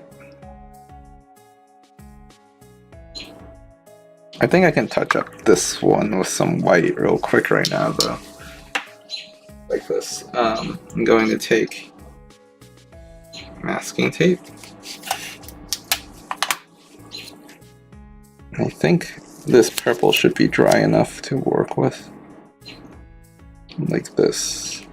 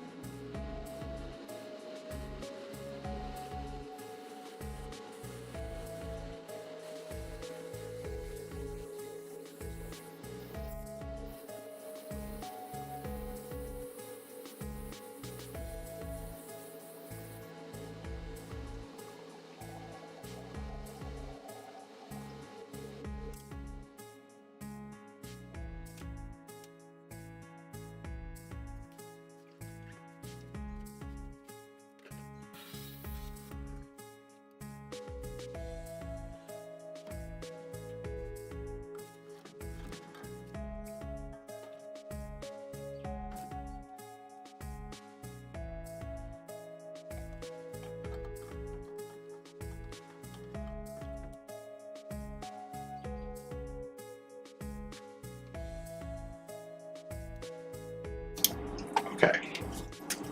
Okay, let me remove this tape off the desk.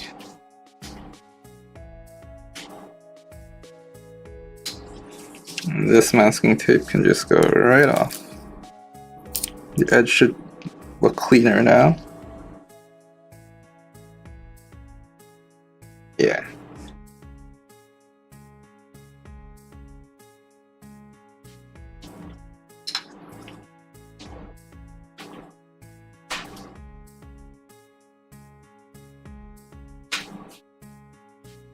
Okay, we're gonna go back to more masking now.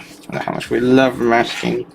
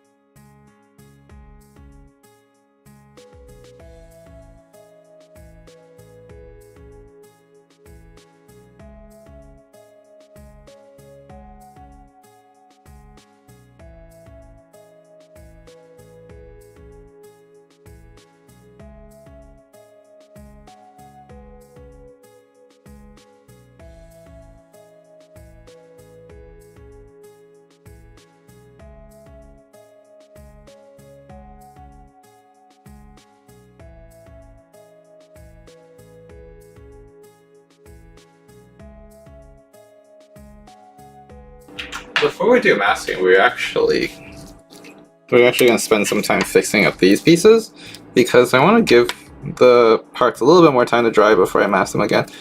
But no, these are not the pieces I wanted to fix. Was it? Maybe. No. Definitely it was the other pieces, but these pieces might also deserve some fixing up first.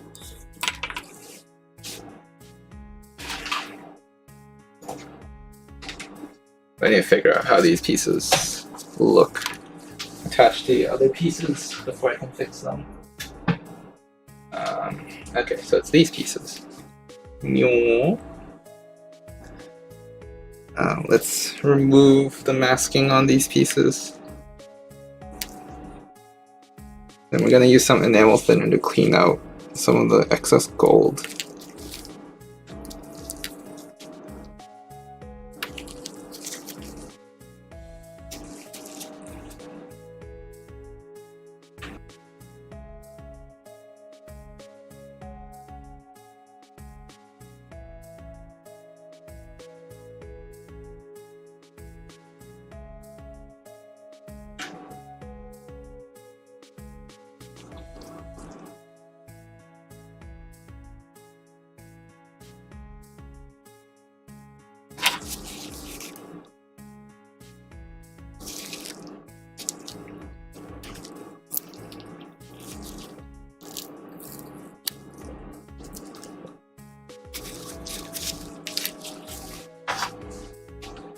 Forgot to change one camera setting.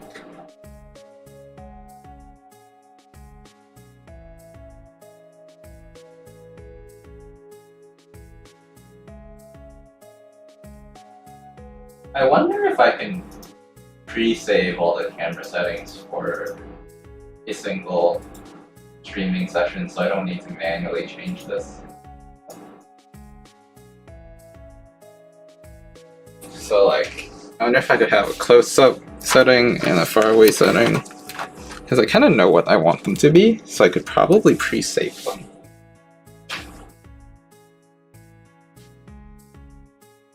Or rather, I can probably set them and then if I can save them, then they'll save me a little bit of difficulty of switching back and forth.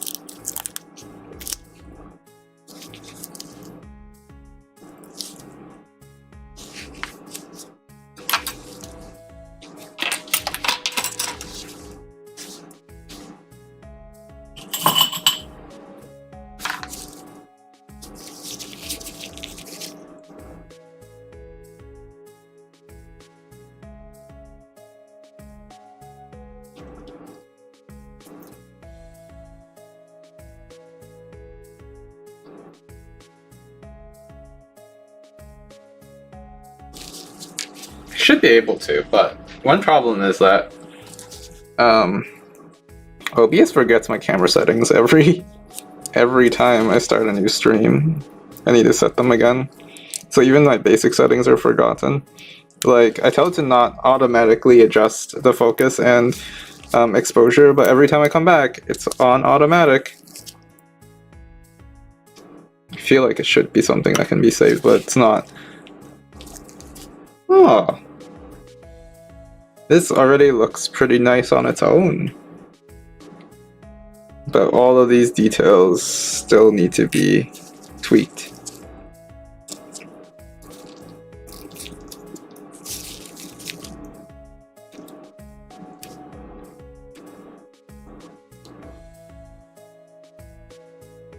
Man, that's shiny on the camera.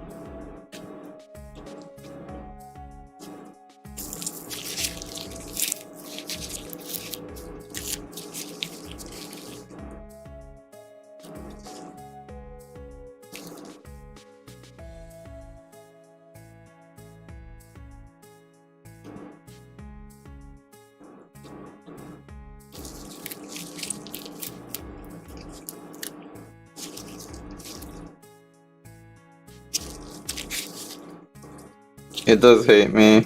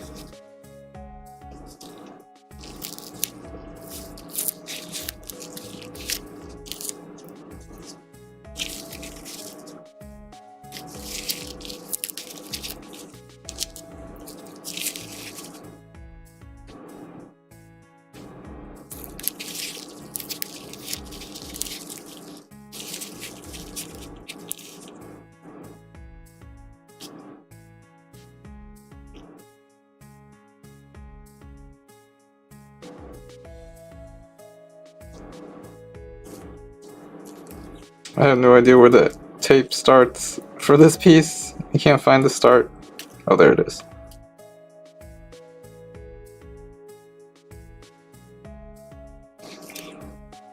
Yeah, for the next layer, for the blue, I need to tape again. These parts I won't be masking anymore because they're done. As far as that is concerned.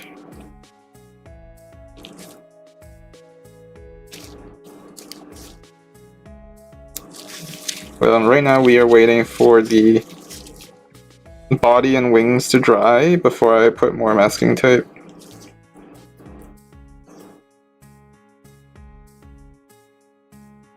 One thing that's kind of nice about bigger kits is that for really big Gundam kits, for instance, all the parts that are supposed to be different colors are actually separate pieces of plastic, which means that they would not require... Oh, sorry, I was reaching to turn off the airbrush pump. They would not require masking because you just paint the part the color you want. You don't need to mask it, except I probably will still end up masking for some of those sort of projects because I want the color separation and because I'm going to carve details into the part that I want to emphasize is different by painting them different. But normally you wouldn't need to do very much painting on, say, like a master grade Gundam kit. Gundams are kind of an exception though in terms of what they can get away with because their production process is so far ahead of other people.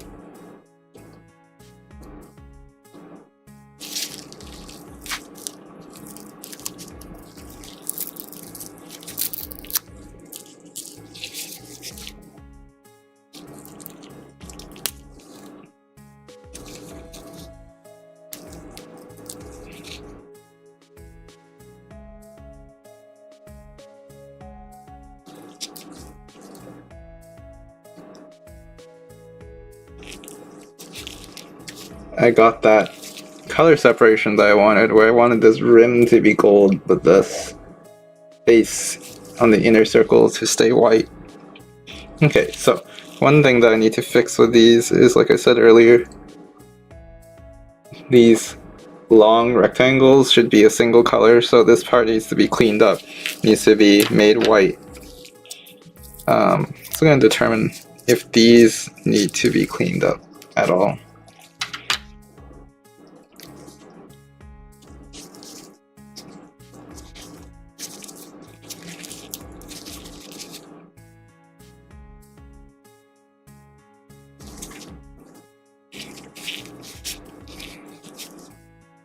So this piece is supposed to sort of, I think, join into this other piece like this.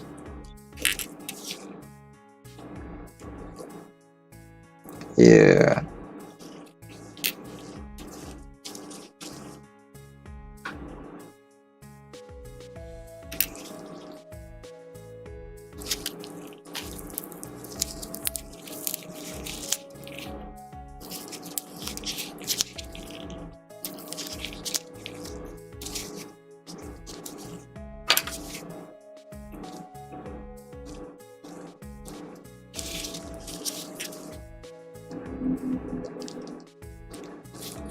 Okay, so this piece has a rectangle that extends all the way up to here.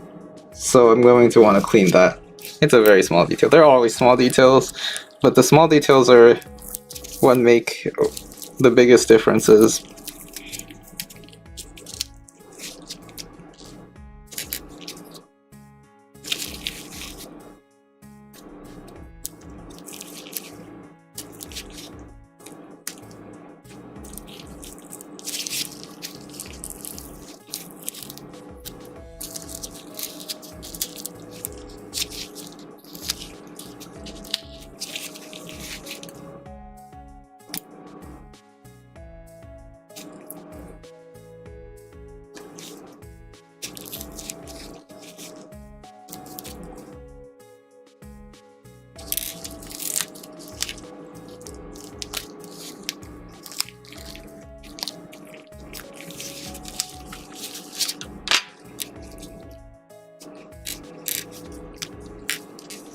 Okay, this one is the one that's different. 3 of them are identical, and then are basically identical, and there's one that's really different. I think it's that one. Let's lower the camera a bit.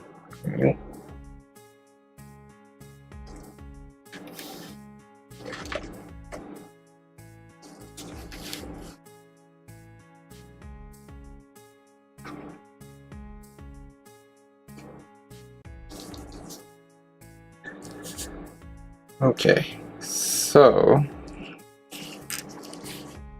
we're gonna try to use enamel thinner to clean those parts up.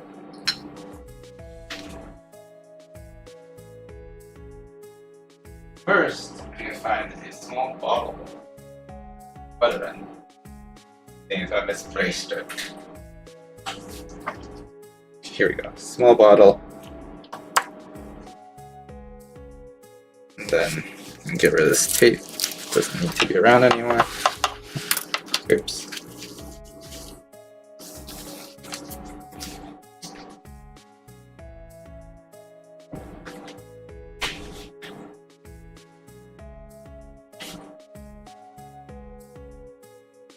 This technique is basically called a reverse panel line wash, because the goal is to take away the paint on the exposed surfaces rather than focusing on leaving paint behind. See, so first, step 1, transfer some of this thinner. Oh, sorry.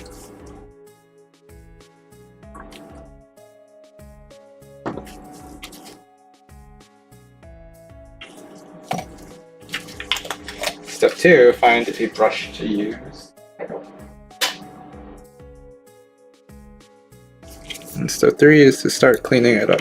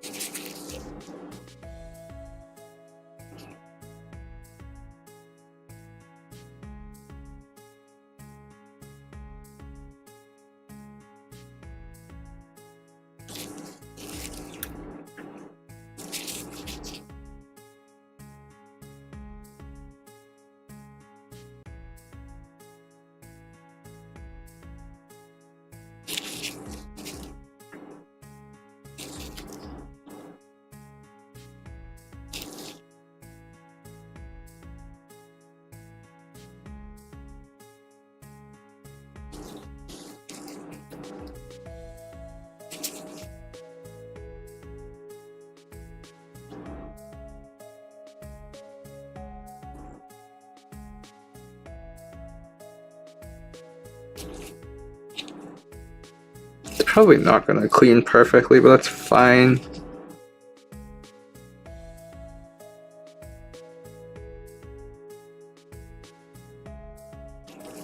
I should probably go over these with white paint.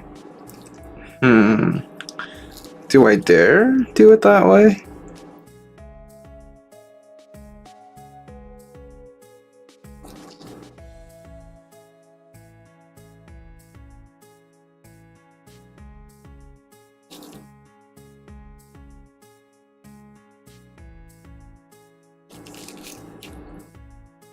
Why is this stressing you out? You have so much time. I'm gonna have like 0 time to get it done. I'm trying to not think about that at all.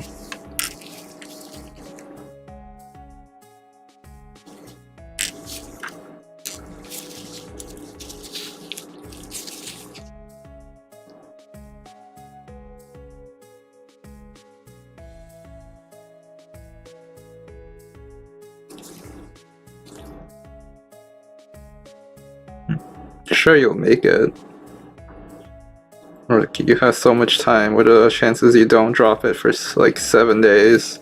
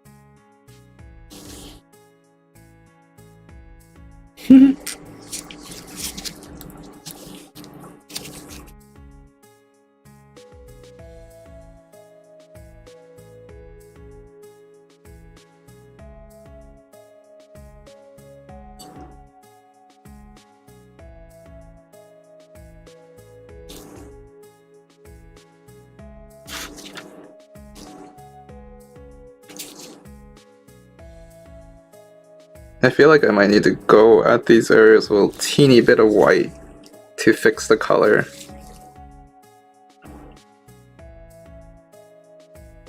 Because I can't remove it entirely, and that's probably because I used thinners that normally would be used for lacquer paint. That probably dissolved the white lacquer a little bit, causing it to fuse into the underlying layer. Oh, this isn't white at all, is it? Those parts need to be airbrushed white. Okay.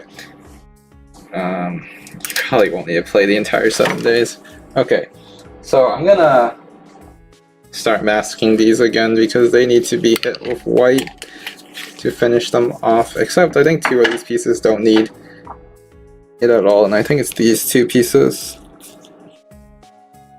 Yeah, these 2 pieces don't have those details, so it's gonna be these 6 pieces. Here we go again. But I can probably do this kind of fast and loose because they're such small spaces.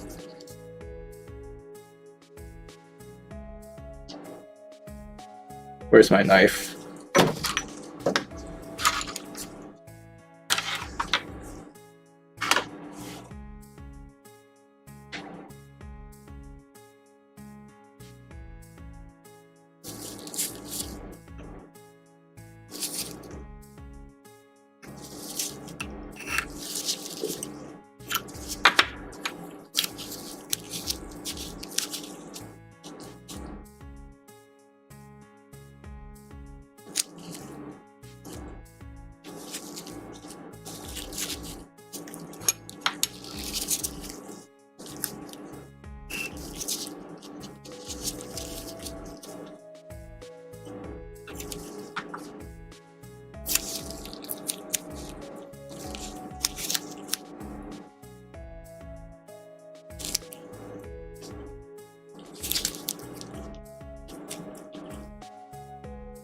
These tiny little rectangles need to be hit with white.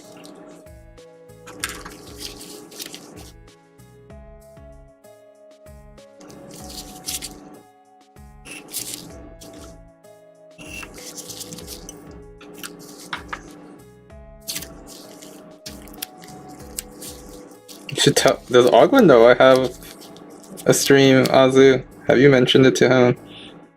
I haven't mentioned it to him.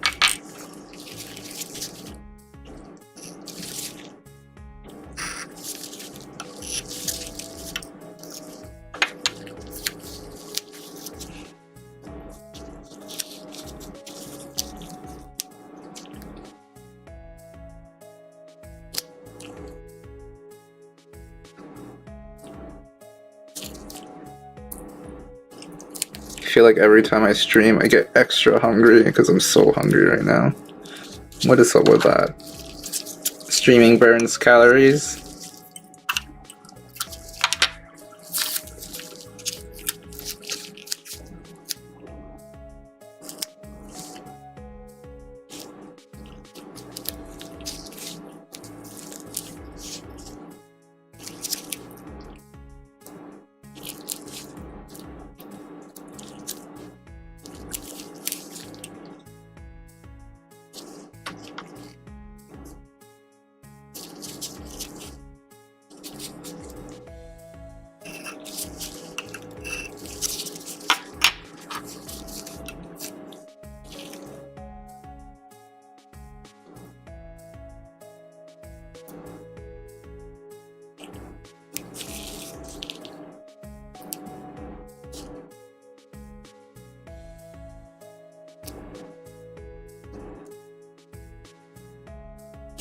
Oh, you know what? What if I didn't paint these white and painted them a different color, like blue or something? Like I'm gonna paint some other details, other colors. I'm gonna paint them blue. That sounds fun.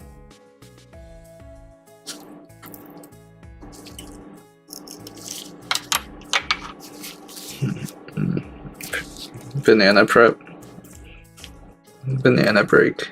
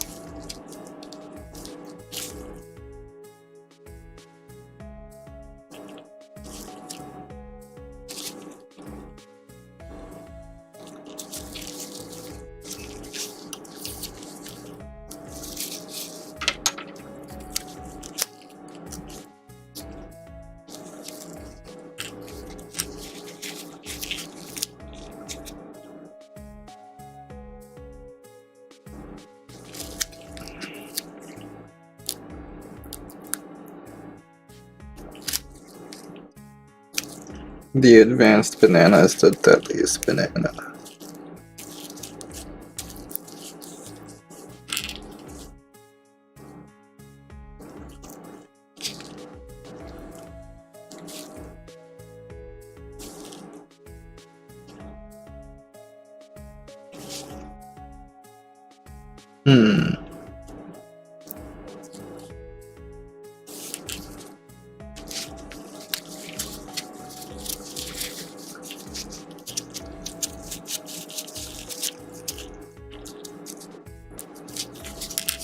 I don't know about this.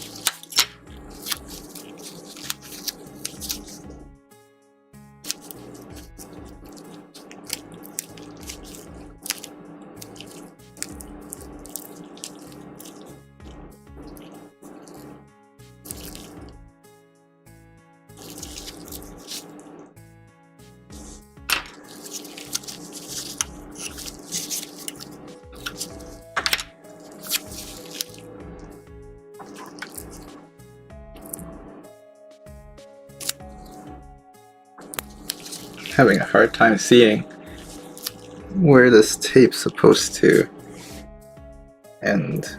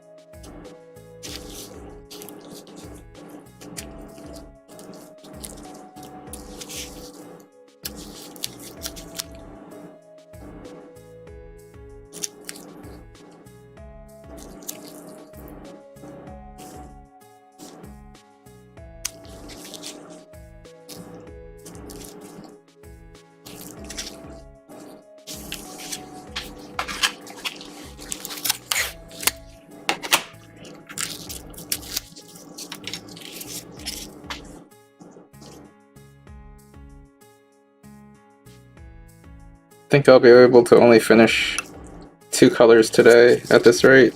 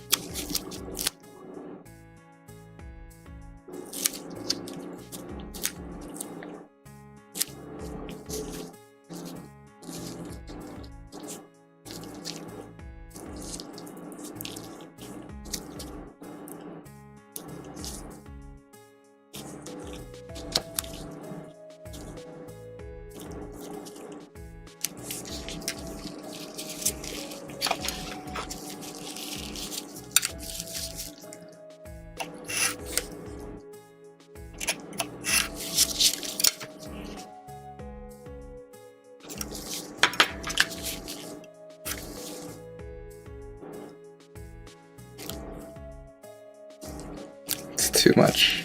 Too wide.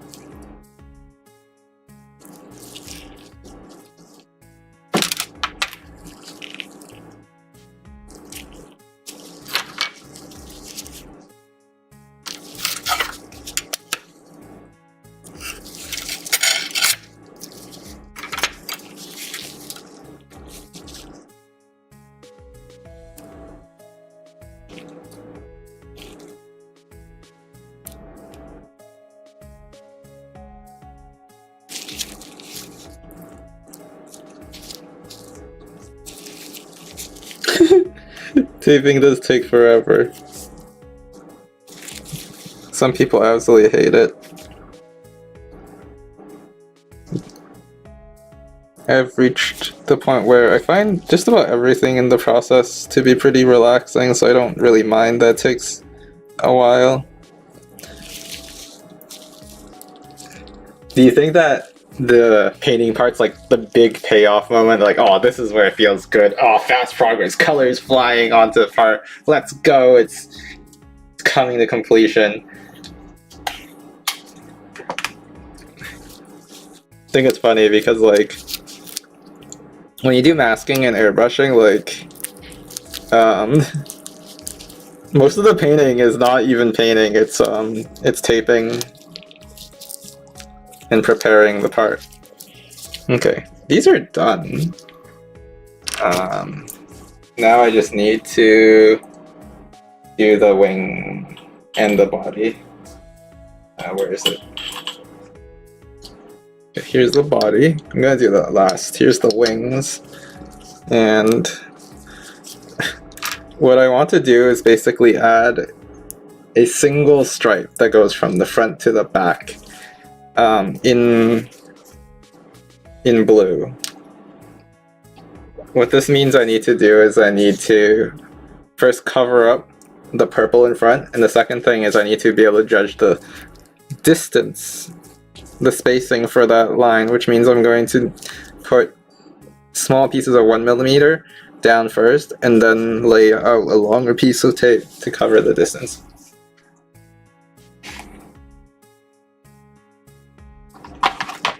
So here's my 1mm.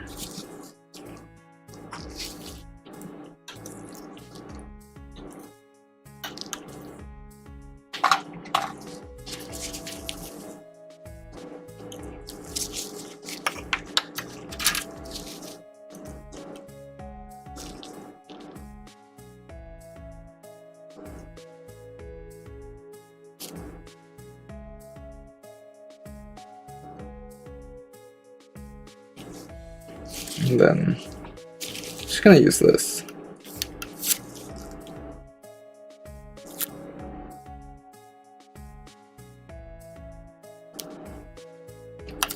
That might be a bit long.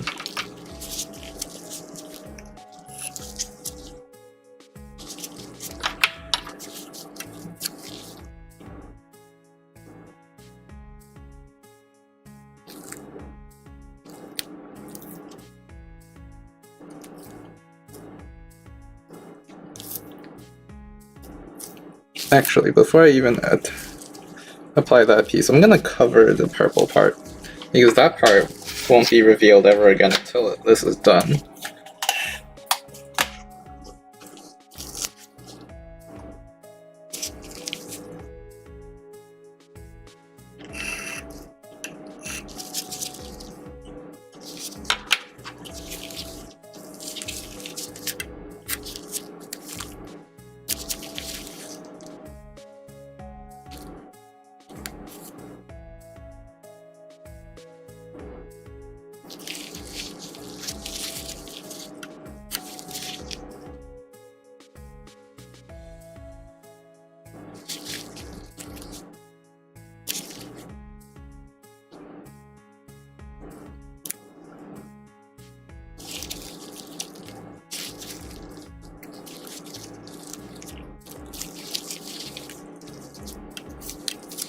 Now I can add this.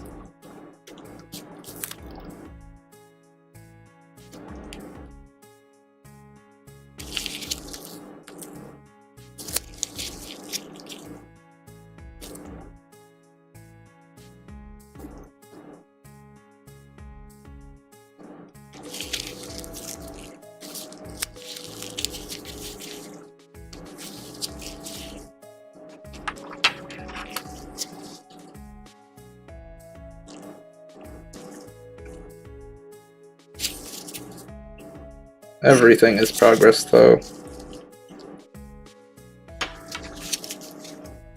This is just part of the process.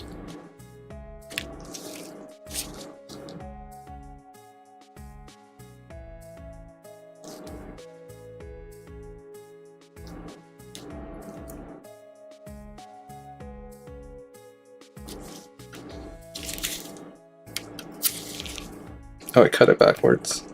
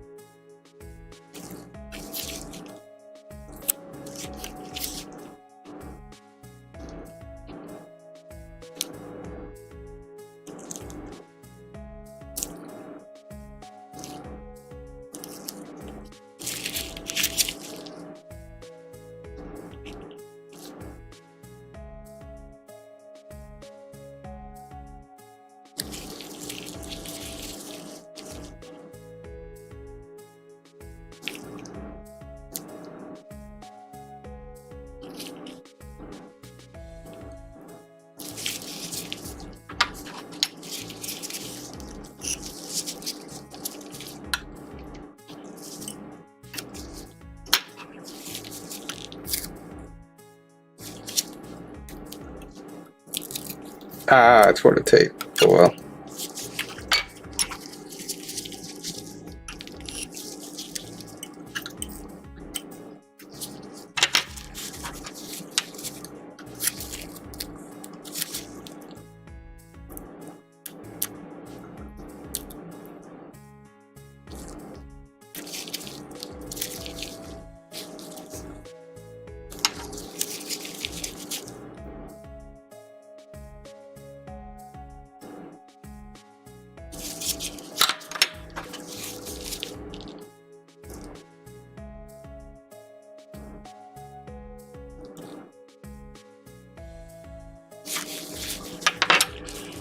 Okay, now for this piece.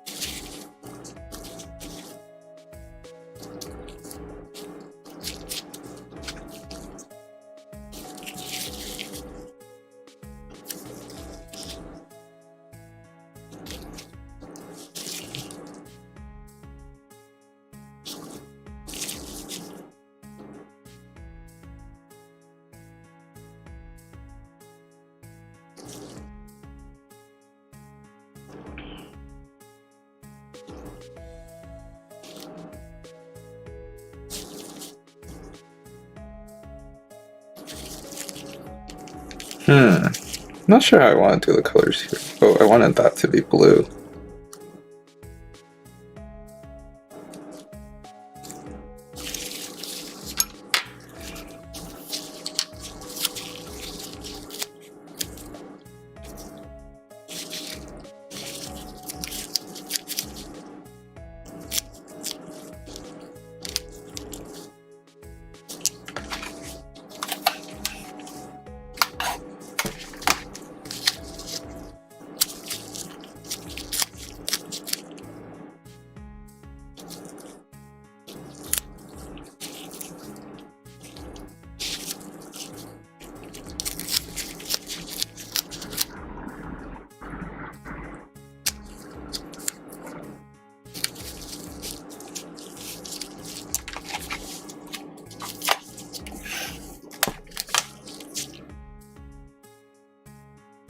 Oh, I think I overshot.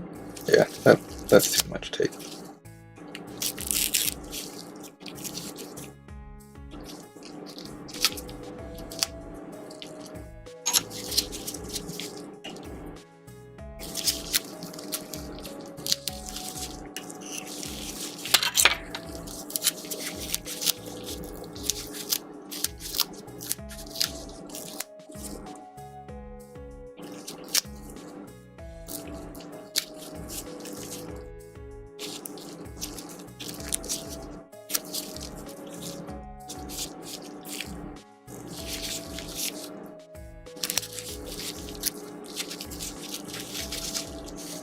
I don't think I need to perfectly cover most of these pieces because I'm gonna spray really close and make sure the paint doesn't spread very much. This way I can save a little bit on paint. Or sorry, not paint, but tape. Also paint, because the paint's gonna be really focused.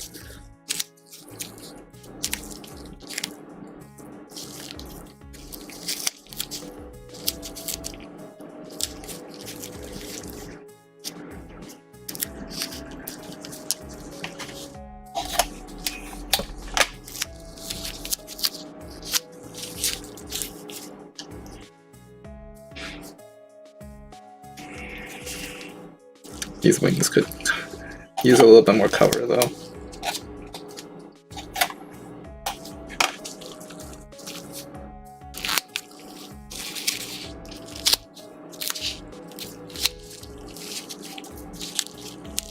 Congratulations, that was easy. Not even 2 full days.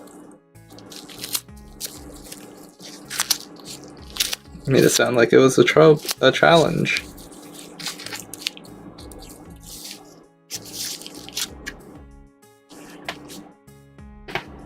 Okay. Now, kind of go into airbrushing mode again.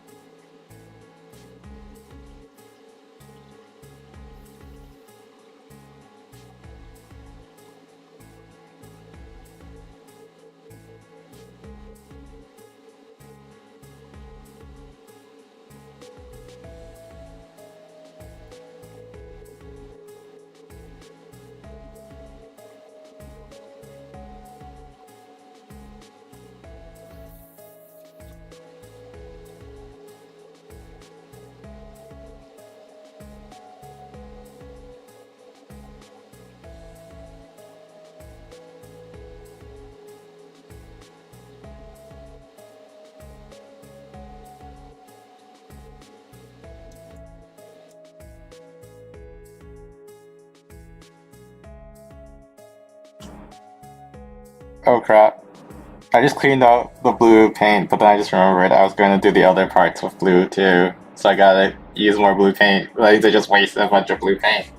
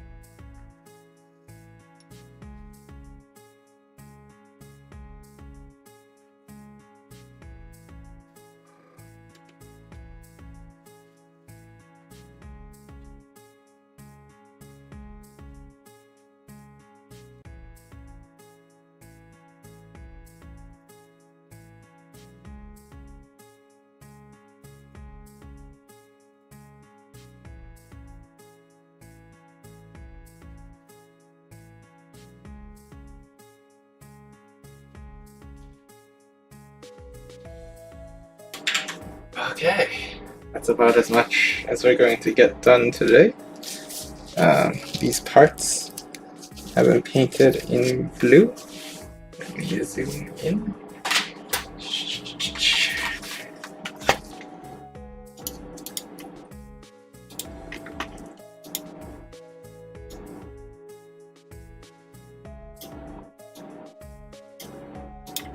They've been painted in blue.